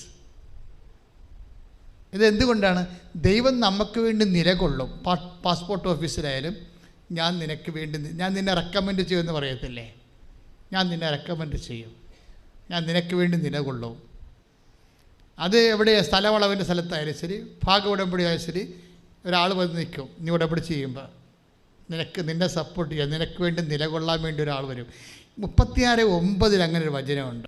ഇതാ ഞാൻ നിങ്ങൾക്ക് വേണ്ടി നിലകൊള്ളുന്നു. ഒന്ന് പറഞ്ഞേ, ഇതാ ഞാൻ നിങ്ങൾക്ക് വേണ്ടി നിലകൊള്ളുന്നു. അതായത് എവിടെ ചെന്നാലും നിങ്ങൾക്ക് വേണ്ടി നിലകൊള്ളാൻ ഒരാൾ. ഈ ആളുടെ സാന്നിധ്യം മനസ്സിലാക്കാൻ വേണ്ടിയാണ് നമ്മുടെ ഹൃദയം കോഗുലേറ്റ് ചെയ്യണത്. എങ്ങനെയാണ്? ഉരുക്കിയെടുക്കും. എപ്പോഴും നിങ്ങൾ ദൈവത്തോട് പറയണം, ഈശോയെ എൻ്റെ ഹൃദയത്തെ നിൻ്റെ ഹൃദയം നിൻ്റെ സ്നേഹം അനുഭവിക്കാൻ പറ്റുന്ന രീതിയിൽ തരളിതമാക്കാൻ പ്രാർത്ഥിക്കണം. പതുക്കെ അങ്ങനെ ദൈവത്തിന് പ്രാധാന്യം കൊടുത്തു. അല്ലെ നിങ്ങളെപ്പോഴും എൻ്റെ IELTS ജയിപ്പിക്കണേ, വസ്തു വിൽക്കണേ, പെണ്ണ് കെട്ടിക്കണേ എന്നൊക്കെ പറഞ്ഞുകൊണ്ട് ഈ അലപരാധി ക്രിസ്ത്യാനികൾ എപ്പോഴും പറഞ്ഞ് ആകുലപ്പെട്ടിക്കണ പോലെ ചെയ്യരുത്. We must give more importance and primary chance to Jesus. നമ്മൾ ദൈവത്തിന് ഒന്നാം സ്ഥാനം കൊടുത്തുകൊണ്ട് ചിന്തിക്കണം. ബാക്കിയെല്ലാം ഇങ്ങനെ ചേർത്ത് നൽകുന്ന കാര്യങ്ങളല്ലേ. പലപ്പോഴും എനിക്ക് നിങ്ങളുടെ ആധ്യാത്മിക വളർച്ചയിൽ ഒരു ചെറിയ ഒരു പിന്നെപ്പോക്ക് വരണത്. അതായത് അതിൻ്റെ കാരണം you are more conscious about material demands. നിങ്ങൾക്ക് നിങ്ങളുടെ ജീവിത ആവശ്യങ്ങളെക്കുറിച്ച് ഓവറായിട്ടുള്ള വറിയാണ്. നോ, നിങ്ങൾ ദൈവത്തെക്കുറിച്ച് വറി ചെയ്യുക. ഉടമ്പടിയിൽ ഒത്തിരിയേറെ ചെയ്താൽ തീരാത്തത്രയും സുവിശേഷ വേലകളും നമ്മൾ എളിമപ്പെടുത്തുന്ന സുവിശേഷ വേലയും ദൈവത്തെ മുൻനിർത്തി മാത്രം ചെയ്യാൻ പറ്റണ കുറേ കാര്യങ്ങളൊക്കെ ഉണ്ട് ഉടമ്പടിയിൽ, അല്ലേ? നമ്മൾ ചെയ്യേണ്ടത് എന്തുകൊണ്ടാണ് അച്ഛൻ why I am giving more importance to this kind of missionary works? ഇങ്ങനെയുള്ള കാര്യങ്ങൾക്ക് എന്താ പ്രാധാന്യം കൊടുക്കണമെന്ന് അറിയാമോ? അപ്പോൾ നിങ്ങൾ പറയും, അച്ഛാ എനിക്ക് 4 കോടി കടവാണ്, ഞാൻ ഈ 10-15 നടന്ന് അവിടെ ഇവിടെ കൊടുത്തു കഴിഞ്ഞാൽ എൻ്റെ കടന്മാർ എൻ്റെ കടക്കാർ വന്ന് എൻ്റെ പിടയ്ക്ക് പിടിക്കത്തില്ലേ? ഞാൻ കട അന്വേഷിക്കാനുള്ള കാര്യങ്ങൾ തിരക്കല്ലേ പോകേണ്ടത്. എൻ്റെ മക്കളെ, ഞാനൊരു കാര്യം നിങ്ങൾ പറയട്ടെ. ഞാനൊരു 21 ലക്ഷം മനുഷ്യരെ എടുത്തിട്ടുണ്ട് കൗൺസിലിംഗ്. എപ്പോഴും ഞാൻ പറയും 21 ലക്ഷം വന്ന്. മേ ബി ഒരു കേരളത്തിൽ അങ്ങനെ ആരും എടുത്തേക്കാം. എൻ്റെ ജോലി കൗൺസിലിംഗ് ആയിരുന്നു ആദ്യമേ. കുറച്ച് കാലം കഴിഞ്ഞ് ഇടവക വികാരി ആയത് കാരണം ധ്യാനമൊന്നും പുറത്തു പോയി അധികാരം താമസം ചെയ്യാൻ പറ്റത്തില്ല. പിന്നെ എൻ്റെ അടുത്ത് വന്നുകൊണ്ടിരിക്കുന്ന 87 മുതൽ വരാൻ തുടങ്ങിയില്ല ആൾക്കാർ, 87 മുതൽ. അപ്പോഴെന്ത് സംഭവിച്ചു കഴിഞ്ഞാൽ ഈ മനുഷ്യന്മാരുമായിട്ട് 21 ലക്ഷം മനുഷ്യരെന്ന് പറയുമ്പോൾ 2-3 കോടി പ്രശ്നം കാണത്തില്ലേ അവർക്ക്? 2-3 കോടി പ്രശ്നങ്ങൾ.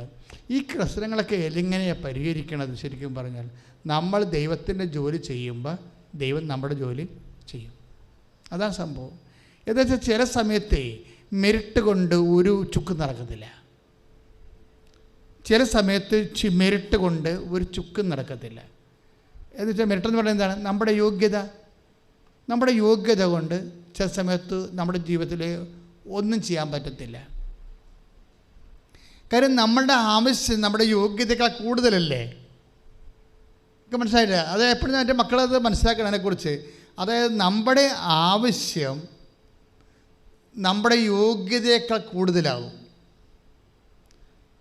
അപ്പം അതുകൊണ്ട് നമ്മുടെ ആവശ്യം നമ്മുടെ യോഗ്യതകൾ കൂടുതലായത് കാരണം ചില കാര്യങ്ങൾ മെരിട്ട് കൊണ്ട് നടക്കത്തില്ല. പിന്നെ എന്തുകൊണ്ടാണ് നടക്കുന്നത്? ഗ്രേസ് കൊണ്ടാണ് നടക്കുന്നത്. അതായത് നിങ്ങളുടെ വിഷയം സങ്കീർണമാണെങ്കിൽ അത് മെരിറ്റിൽ നടക്കാത്തൊരു കാര്യമാണ്. മനസ്സിലായ? അത് ഗ്രേസിലേ നടക്കത്തുള്ളൂ. ഇത് ഞാൻ വളരെ എളിമയോടെ പറയുകയാണ്, ഇതൊന്ന് മനസ്സിലാക്കണം. നിങ്ങളുടെ വിഷയം സങ്കീർണമാണെന്ന് വിചാരിച്ചു. ഇപ്പം നിൻ്റെ ഹസ്ബൻഡ് ഒരു സ്ത്രീയുമായിട്ട് ജീവിക്കുക, അതിൽ കുഞ്ഞുണ്ട്, അതിൽ 2 കുഞ്ഞ് നിങ്ങൾക്കും ഉണ്ട്. അപ്പോൾ വിഷയം നിസ്സാരമല്ലല്ലോ, സങ്കീർണമല്ലേ? ഇല്ലേ? ഇത് നമുക്ക് മെറിറ്റ് കൊണ്ട് ചെയ്യണത് കോടതി പോവുകയൊക്കെ ചെയ്യാൻ പറ്റും. കോടതി പോവുകയോ വരികയൊക്കെ ചെയ്യാൻ പറ്റും. നമ്മുടെ കാശും പോവും, അവരുടെ കാശും പോവും. കുറച്ച് കഴിയുമ്പോൾ എന്തെങ്കിലുമൊക്കെ ഒരു തീരുമാനം എടുക്കും. ഇത് മെറിറ്റിലാണത് ചെയ്യണത്. മനസ്സിലായ? പക്ഷേ ഈ വിഷയം സങ്കീർണമാണ്. ഒരു വിഷയം സങ്കീർണമായാൽ പിന്നെ അത് മെറിറ്റിൽ നടക്കത്തില്ല, ഗ്രേസിലേ നടക്കത്തുള്ളൂ. നിങ്ങൾക്ക് വരുന്ന അബദ്ധം എന്താണെന്നറിയാവോ? നിങ്ങൾ ഈ വിഷയം ഉടമ്പടി ചെയ്തിട്ട് വീണ്ടും മെറിറ്റിൽ നടത്താൻ വേണ്ടി, അതായത് യോഗ്യത അനുസരിച്ച്, അല്ലെങ്കിൽ മനുഷ്യൻ്റെ കലിബറില്ലേ, അവൻ്റെ കഴിവ്, അവൻ്റെ ബുദ്ധി, അവൻ്റെ സ്വാധീനം, നിയമപരമായ വശം, ഇങ്ങനെ കുറേ കാര്യങ്ങൾ ചെയ്യാൻ വേണ്ടി. ഇപ്പം തന്നെ നിങ്ങൾക്കറിയാമല്ലോ, ഞാനൊരു കേസിന് പോയി. ഇപ്പോൾ വിഴിഞ്ഞ സമരത്ത് ഞാൻ കഴിഞ്ഞ ദിവസം പോയായിരുന്നല്ലോ. അതെന്താ വെച്ച് കഴിഞ്ഞാൽ, എപ്പോഴും ഈ വികസനത്തിന് എപ്പോഴും ഇരകളുണ്ടാവും. ഇരകൾക്ക് വേണ്ടി ആരും നിൽക്കത്തില്ല, സർക്കാരും നിൽക്കത്തില്ല, കോടതിയും നിൽക്കത്തില്ല ചില സമയത്ത്. അതുകൊണ്ടാണ് നമ്മൾ അവകാശ പോരാട്ടത്തിന് പോകേണ്ടി വരേണ്ട കാര്യം അതാണ്. അപ്പോൾ അവകാശ പോരാട്ടത്തിന് മുമ്പ് പോണ മുമ്പ് അവകാശം നമുക്ക് പുനഃസ്ഥാപിച്ച് കിട്ടണം. ഭരണഘടനയിൽ അവകാശം തന്നിരിക്കുന്നത് ജനറലാണ്, അത് പ്രാദേശികമാക്കണം. ദേശീയമായിട്ടാണ് നമുക്ക് അവകാശം തന്നിരിക്കുന്നത്. അത് പ്രാദേശികമായി അനുഭവിക്കുന്ന വിഷയങ്ങളിലേക്ക് കോടതിയെ കൊണ്ട് പുനഃസ്ഥാപിച്ച് കിട്ടാൻ വേണ്ടിയാണ് ഞാൻ കോടതി പോയത്. അതായത് തുറമുഖം ഉണ്ടാക്കിയതിൻ്റെ പേരിലുണ്ടായിട്ടുള്ള ഇരകൾക്കെല്ലാം റെമഡിയൽ കോമ്പൻസേഷൻ കൊടുക്കണമെന്ന് പറഞ്ഞു ഭയങ്കര വർക്ക് ചെയ്തിട്ടാണ്, 2.5 കൊല്ലം ആ വർക്ക് ചെയ്തിട്ടാണ് ഇത് കോടതി പ്രസൻറ്റബിളായത്. അപ്പോൾ കോടതി പ്രസൻ്റ് ആയപ്പോൾ ഞങ്ങൾ കൗണ്ടർ അഫിഡാവിറ്റ് കൊടുത്തപ്പോഴേ, അഫിഡാവിറ്റ് ഉടനെ ഗവൺമെൻറ്റിനെതിരെയുള്ള കേസ് വന്നത്. ഗവൺമെൻറ് ഷിപ്പിംഗ് കോർപ്പറേഷൻ പോർട്ടസ്റ്റ് ആയത് കാരണം പോർട്ടസ്റ്റിനെതിരെയും കുറേ 6 പേർക്കെതിരെയാണ് കേസ് വന്നത്. അപ്പോൾ അവർ അഫിഡാവിറ്റ് കൊടുക്കും, ഞങ്ങൾ പറയുന്നത് തെറ്റാണ് എന്നൊക്കെ പറഞ്ഞുകൊണ്ട് സമർത്ഥിച്ചുകൊണ്ട് ഗവൺമെൻറ് അഫിഡാവിറ്റ് കൊടുക്കും. അപ്പോൾ നമ്മൾ കൗണ്ടർ അഫിഡാവിറ്റ് കൊടുക്കണം. കൗണ്ടർ അഫിഡാവിറ്റ് കൊടുത്തപ്പോൾ ഞങ്ങൾ പറഞ്ഞു, തീരത്ത് ജനിച്ചവരാണ്, തീരമേഖല താമസിക്കുന്നവർ, കടൽ കൊണ്ട് ജീവിക്കുന്നവരാണ് അവർ. അപ്പോൾ ഞങ്ങൾക്കവിടെ ജനിച്ച സ്ഥലത്ത് സുരക്ഷിതമായി ജീവിക്കാനുള്ള അവകാശം ഭരണഘടന ഉറപ്പ് വരുത്തുന്നുണ്ട്. അതിന് മൗലിക അവകാശം എന്ന് പറയും, റൈറ്റ് ടു ലൈഫ്, മാന്യമായി ജീവിക്കാനുള്ള അവകാശം. അത് ഞങ്ങൾക്കിപ്പോൾ കവർന്നെടുക്കപ്പെട്ടിരിക്കുന്ന അവസ്ഥയാണ്.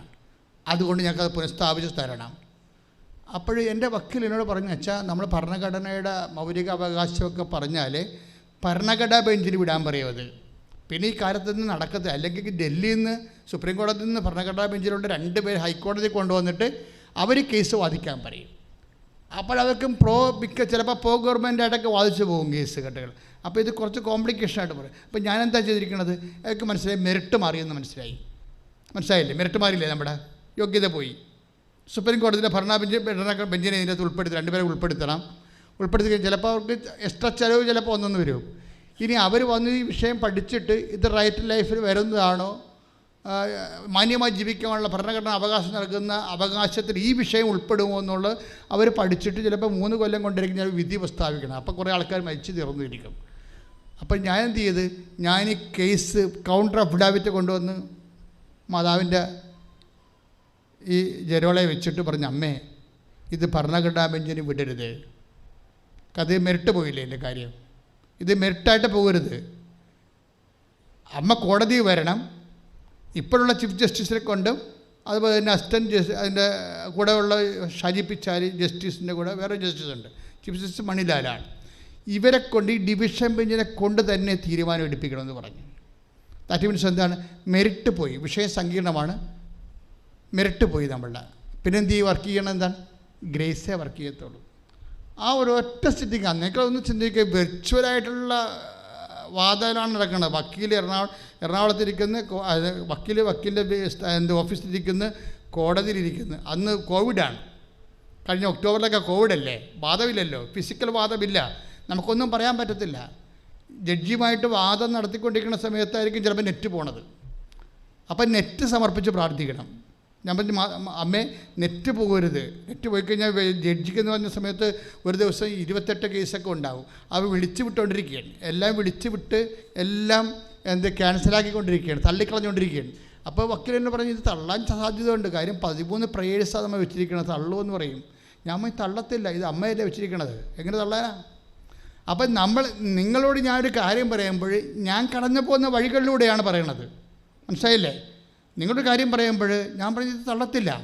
കാര്യം പൊതു താല്പര്യ ഹർജിയിൽ 2 പ്രേയേഴ്സ് വെക്കാം നമുക്ക് മാക്സിമം. ഇത് 11 പ്രേയേഴ്സാണ് വെച്ചിരിക്കുന്നത്. ഹോക്കി ദുരന്തത്തെ മരിച്ചുപോയ ആൾക്കാർ ഇന്നും സിമൻറ്റ് ഗോഡൗണിൽ താമസിക്കുന്നുണ്ട്. അവിടെ പുനരധിവാസം ഉൾപ്പെടെ എല്ലാ വിഷയവും ഇതിനകത്ത് വെച്ചിരിക്കുകയാണ്. 100 കൊല്ലമായിട്ട് 6 കിലോമീറ്റർ സ്ഥലത്തിൻ്റെ വീതിയിൽ, 1/2 കിലോമീറ്റർ സ്ഥലത്തിൻ്റെ വീതിയിൽ കൊച്ചി മുതൽ പുറക്കാട് വരെ ലക്ഷക്കണക്കിന് ഏക്കർ കടലിൽ പോയിട്ടുണ്ട് കൊച്ചി തുറമുഖം കാരണം. അതിൻ്റെ 100 കൊല്ലത്തെ കോമ്പൻസേഷനാണ് കേസിൻ്റെ വിഷയം. അത് സ്ഥാപിച്ചെടുക്കണ്ടേ? It is very serious thing. ആ കിട്ടാവുന്ന രേഖകളെല്ലാം സംഘടിപ്പിച്ച് കോടതി ഇത്രയും പറഞ്ഞു, all grievances must be settled permanently. എല്ലാ പരാതികളും പൂർണ്ണമായിട്ട് ശാശ്വതമായിട്ട് പരിഹരിക്കേണ്ടതാണെന്ന് ഒരു നോട്ട് കിട്ടി. അത്രയും മതി, അത്രയും നോട്ട് കിട്ടിയാൽ മതി. ഞാനിപ്പോൾ വിഴിഞ്ഞത്തേക്ക് വിഴിഞ്ഞ സമരഭൂമിയിൽ നിൽക്കുന്ന ചെയർമാൻ അയച്ചു കൊടുത്തിട്ടുണ്ട് നോട്ട് മുഴുവനും. കാര്യം ഓൾറെഡി ഇതിനെക്കുറിച്ച് വിധി ഉള്ളതാണ്. അപ്പോൾ ഇങ്ങനെ ഒരു പോരാട്ടത്തിൻ്റെ സമയത്തേക്കും വിഷയം ഞാൻ എൻ്റെ സബ്ജക്റ്റ് എന്താ വെച്ച് കഴിഞ്ഞാൽ, വിഷയം സങ്കീർണമാകണമെങ്കിൽ എന്താ ചെയ്യേണ്ടത്? പിന്നെ അത് ഈ യോഗ്യത വർക്ക് ചെയ്യത്തില്ല. മനസ്സിലായില്ലേ? അത് ഗ്രേസിലെ വർക്ക് ചെയ്യത്തുള്ളൂ. അതുകൊണ്ട് ഗ്രേസിൽ വർക്ക് ചെയ്യുമ്പോൾ നിങ്ങൾ ഗ്രേസ്ഫുള്ളായിട്ട് മാറണം. This is my point. ഞാൻ പറയാൻ ഉദ്ദേശിച്ചത് ഇതാണ്. അല്ല കേസും കാര്യങ്ങളൊന്നുമല്ല പറയാൻ ഉദ്ദേശിച്ചത്. ഞാൻ പറയാൻ ഉദ്ദേശിച്ചത് ഇതാണ്. ഒരു വിഷയം സങ്കീർണമാണെന്ന് വിചാരിച്ചോ.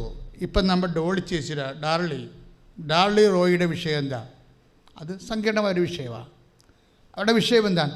അവരുടെ വിഷയം 100 കൊല്ലമായിട്ട് പാകോടമ്പടി ചെയ്യാത്ത 5 പുരയിടങ്ങൾ പോരെ, 5 വീട് 100 കൊല്ലമായിട്ട് പാകോടമ്പടി ചെയ്തിട്ടില്ല.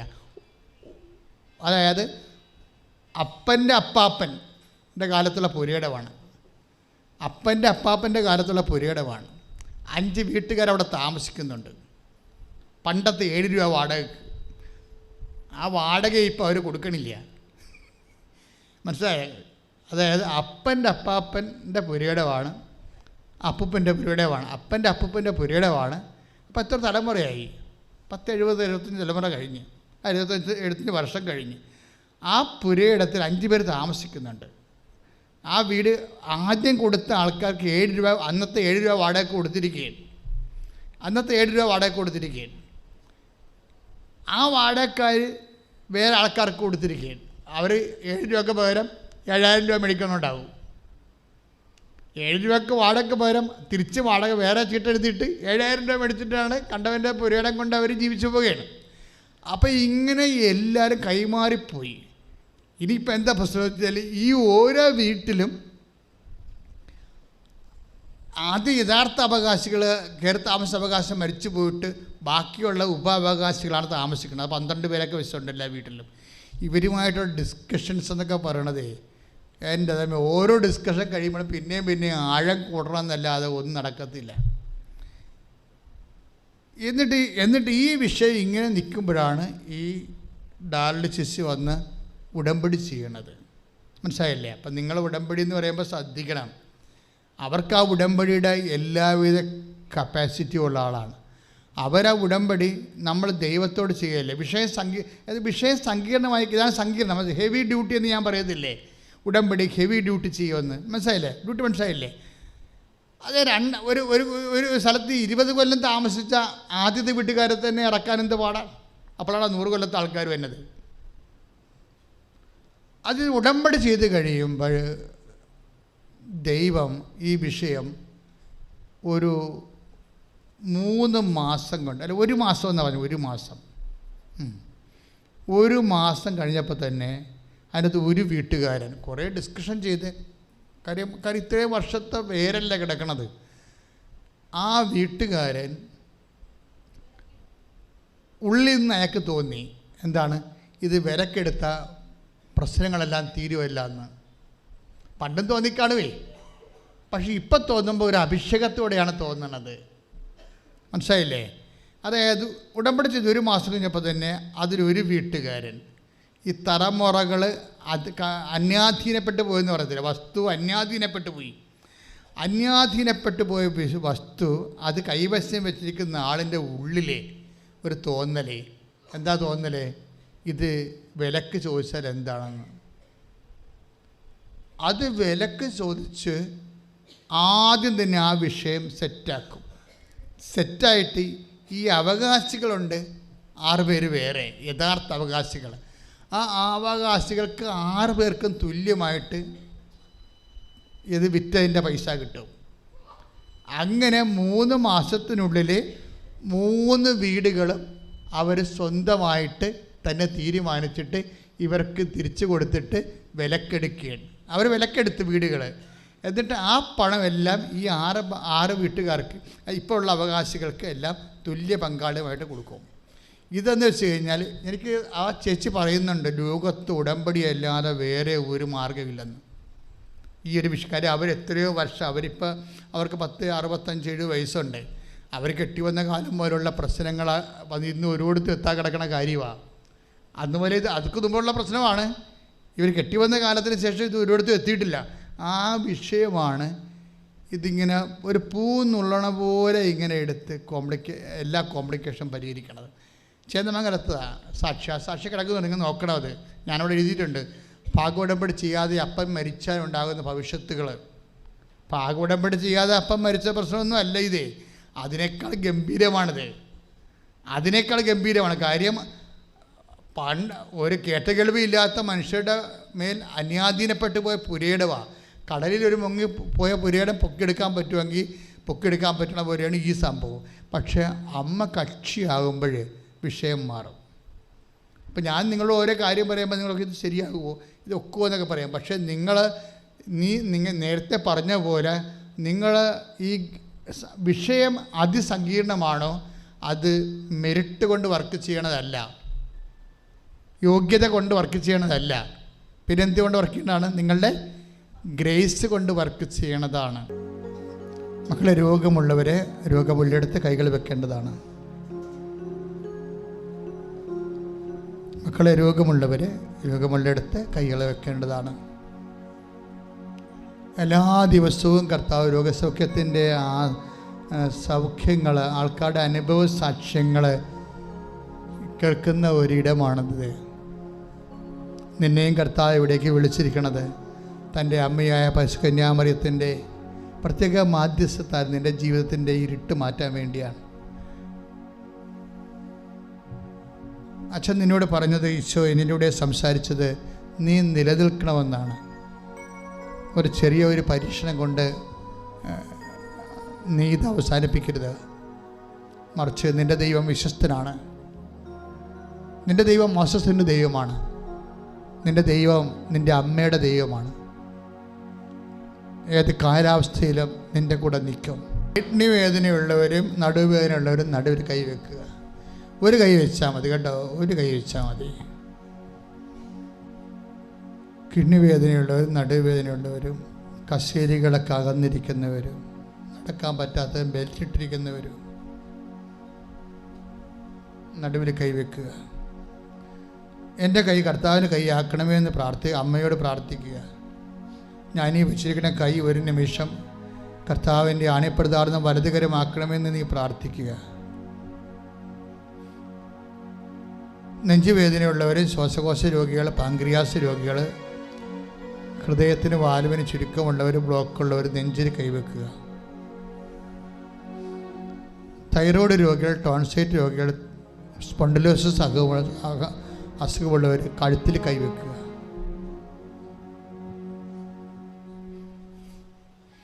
മക്കളില്ലാത്തവർ അടിവയറ്റ് കൈവെക്കുക. പിസ്റ്റുല രോഗികൾ, PCOD രോഗികൾ, RSS രോഗികൾ എല്ലാവരും അടിവയറ്റ് കൈവെക്കുക.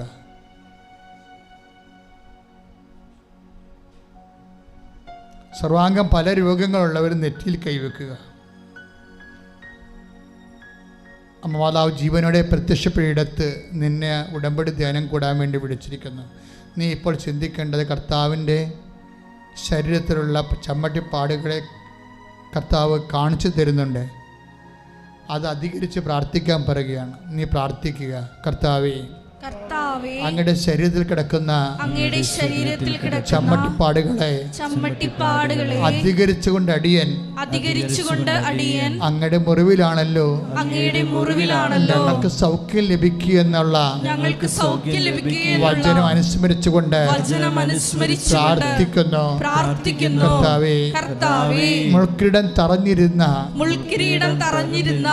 നിന്റെ തിരിച്ചോര ഇറ്റ് വീഴുന്നത് പെറ്റു വീഴുന്നത്. കർത്താവേ, വിശ്വാസത്തിന്റെ മനസ്സിൽ ഞങ്ങൾ കാണുകയും ഏറ്റുപറയുകയും ആത്മീയ രക്തം, ആ കൃപയുടെ രക്തം ഇപ്പോൾ നിന്റെ നാഥനും രക്ഷകനുമായി പ്രാർത്ഥിക്കുന്ന മക്കളുടെ മേൽ തളിക്കണമേ.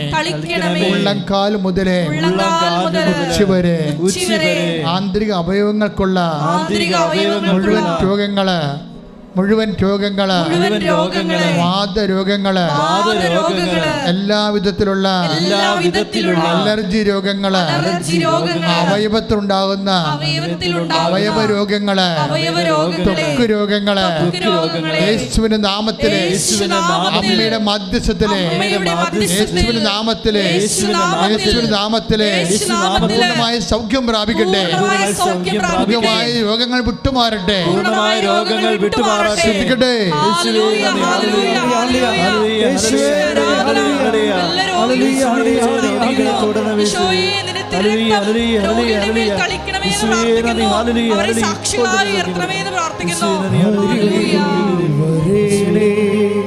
സദയം തൊടേണേ സുഖമായി എൻ്റെ ഉള്ളം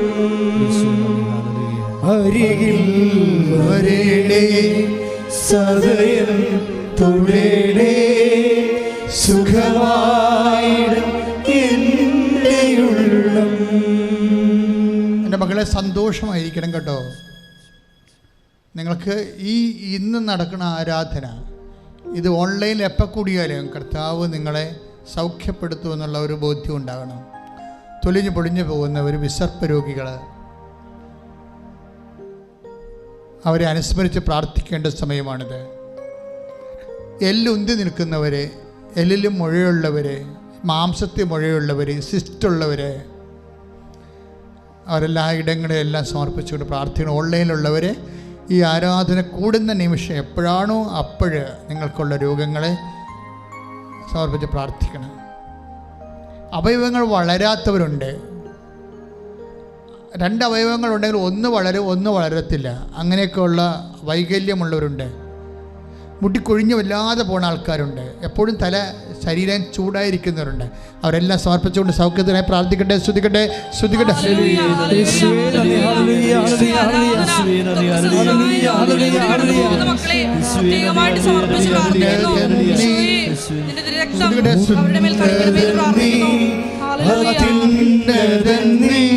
നിന്നെ പോലൊരു ദൈവമില്ല, അത്ഭുതമാ അതിശയമാ നീ മാത്രമേ ദൈവമെന്നും. ശരീരത്തിൽ ഇങ്ങനെ അകത്ത് കുറേ പേശികൾ ബലം പോയിട്ട് അത് ചുമ്മാ വളരുന്ന ചില പേശികൾ, ചില കോശങ്ങൾ വെറുതെ വളരുന്നു. അത് ആവശ്യമില്ല. അത്രയും ജനറ്റിക്കലായിട്ട് അറുതി വിട്ട് വളരുകയാണ് അകത്ത്. അതുകൊണ്ട് ചില ശരീരങ്ങൾ ചിലയിടത്തൊക്കെ പൊങ്ങിയിരിക്കുന്നു. ആവശ്യമായ ആ സ്ഥലത്ത് ആവശ്യമായ ബലമില്ലാണ്ടിരിക്കുന്നു. ആ വ്യക്തികളെ കർത്താവ് ഇപ്പം സുഖപ്പെടുത്തിക്കൊണ്ടിരിക്കുന്നു.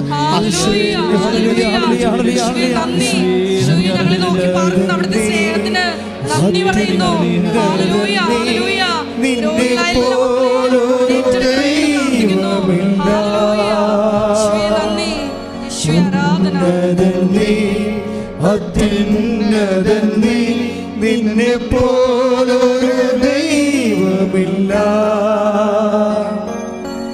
അത്ഭുതമാ അതിശയമാ നീ മാത്രമേ ദൈവമെന്നും.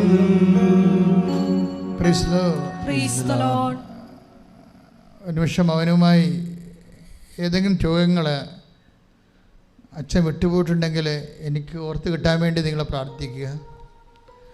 നിങ്ങൾ ഈ മുതുകില്ലേ, മുതുക് ഭാഗം അച്ഛനിങ്ങനെ കൈ കാണിക്കണില്ലേ? അപ്പോൾ മുതുക് ഭാഗത്ത് ചിലപ്പോൾ കശേരികൾക്കും എല്ലാം കുഴപ്പമുള്ളവരുണ്ടാകാം. ചിലപ്പോൾ അവർ സ്ഥിരം നീര് കെട്ടി കിടന്നിട്ട് കല്ലിച്ച് പോയവരുണ്ടാകാം. ചിലപ്പോൾ അത് വെച്ച് എപ്പോഴും പൊള്ളി ആ ഭാഗം പൊള്ളുന്നവരുണ്ടാകും. അവരെയൊക്കെ അവിടെ എല്ലാം കൈവച്ചുകൊണ്ട് സ്തുതിക്കട്ടെ, സ്തുതിക്കട്ടെ, സ്തുതിക്കട്ടെ. Hallelujah, hallelujah, hallelujah. യേശുവേ നന്ദി, സ്തുതിക്കട്ടെ കർത്താവേ. കല്ലച്ചുപോയ ശരീരപ്പാടുകളെ, ശരീരത്തിന്റെ വ്യത്യസ്തമായ ഇടങ്ങളെ, കല്ലച്ചുപോയ സ്ഥലങ്ങളെ യേശുവിന്റെ നാമത്തിലെ മാർദ്ദവമുള്ളതാകട്ടെ. സ്തുതിക്കട്ടെ.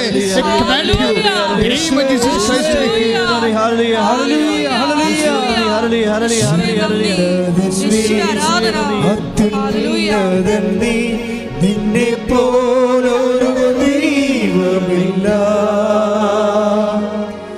ഉന്നതൻ നീ, അത്യുന്നതൻ നീ, നിന്നെ പോലൊരു ദൈവമില്ല. അത്ഭുതവാ, അതിശയവാ, നീ മാത്രമേ ദൈവമെന്നും.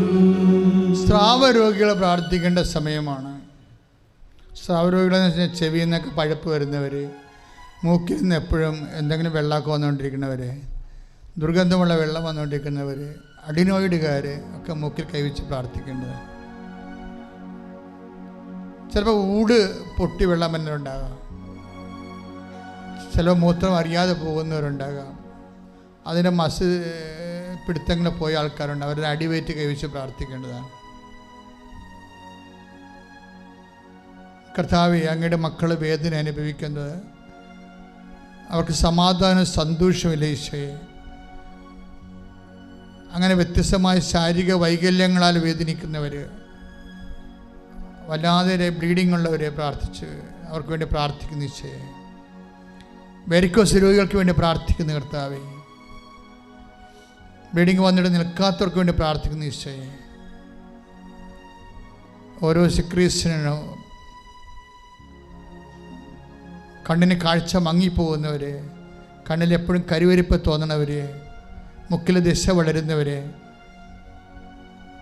തൊണ്ടയിലുണ്ടാകുന്ന അസുഖങ്ങൾ എല്ലാം കർത്താവിനെ സ്പർശിക്കണമെന്ന് പ്രാർത്ഥിക്കുന്നു ഈശോ. കർത്താവ് കൈകാലുകൾ കോഞ്ഞു പിടിക്കുന്നവർ, കൊച്ചു വലിക്കുന്നവർ, വ്യത്യസ്തമായ കാരണങ്ങളാൽ പേശികൾക്ക് ചലനശേഷി നഷ്ടപ്പെടുന്നവർ, പേശി ഉറക്കാത്തവർ, തല ഉറക്കാത്ത കഴുത്തുറക്കാത്ത കുഞ്ഞുങ്ങൾ, നടക്കാത്ത കുഞ്ഞുങ്ങൾ, എപ്പിലെപ്സി രോഗമുള്ള കുഞ്ഞുങ്ങൾ, എല്ലാ തരത്തിലും വേദന അനുഭവിക്കുന്ന ജന്മനാ വൈകല്യമുള്ള കുഞ്ഞുങ്ങൾ, ഇപ്പോൾ ഗർഭിണിയായിരിക്കുന്നവർ, ഡോക്ടർ ചില കാര്യങ്ങൾ പറഞ്ഞിട്ട് അവർക്ക് ദുഃഖം തോന്നുന്നവർ, അടിവയറ്റ് കൈവച്ചുകൊണ്ട് കുഞ്ഞിനെ പരിശുദ്ധ അമ്മ വഴി ഈശോയ്ക്ക് സമർപ്പിക്കുക. നിങ്ങൾ സുഖമായി പ്രസവിക്കും, നല്ല കുഞ്ഞിനെ പ്രസവിക്കുക.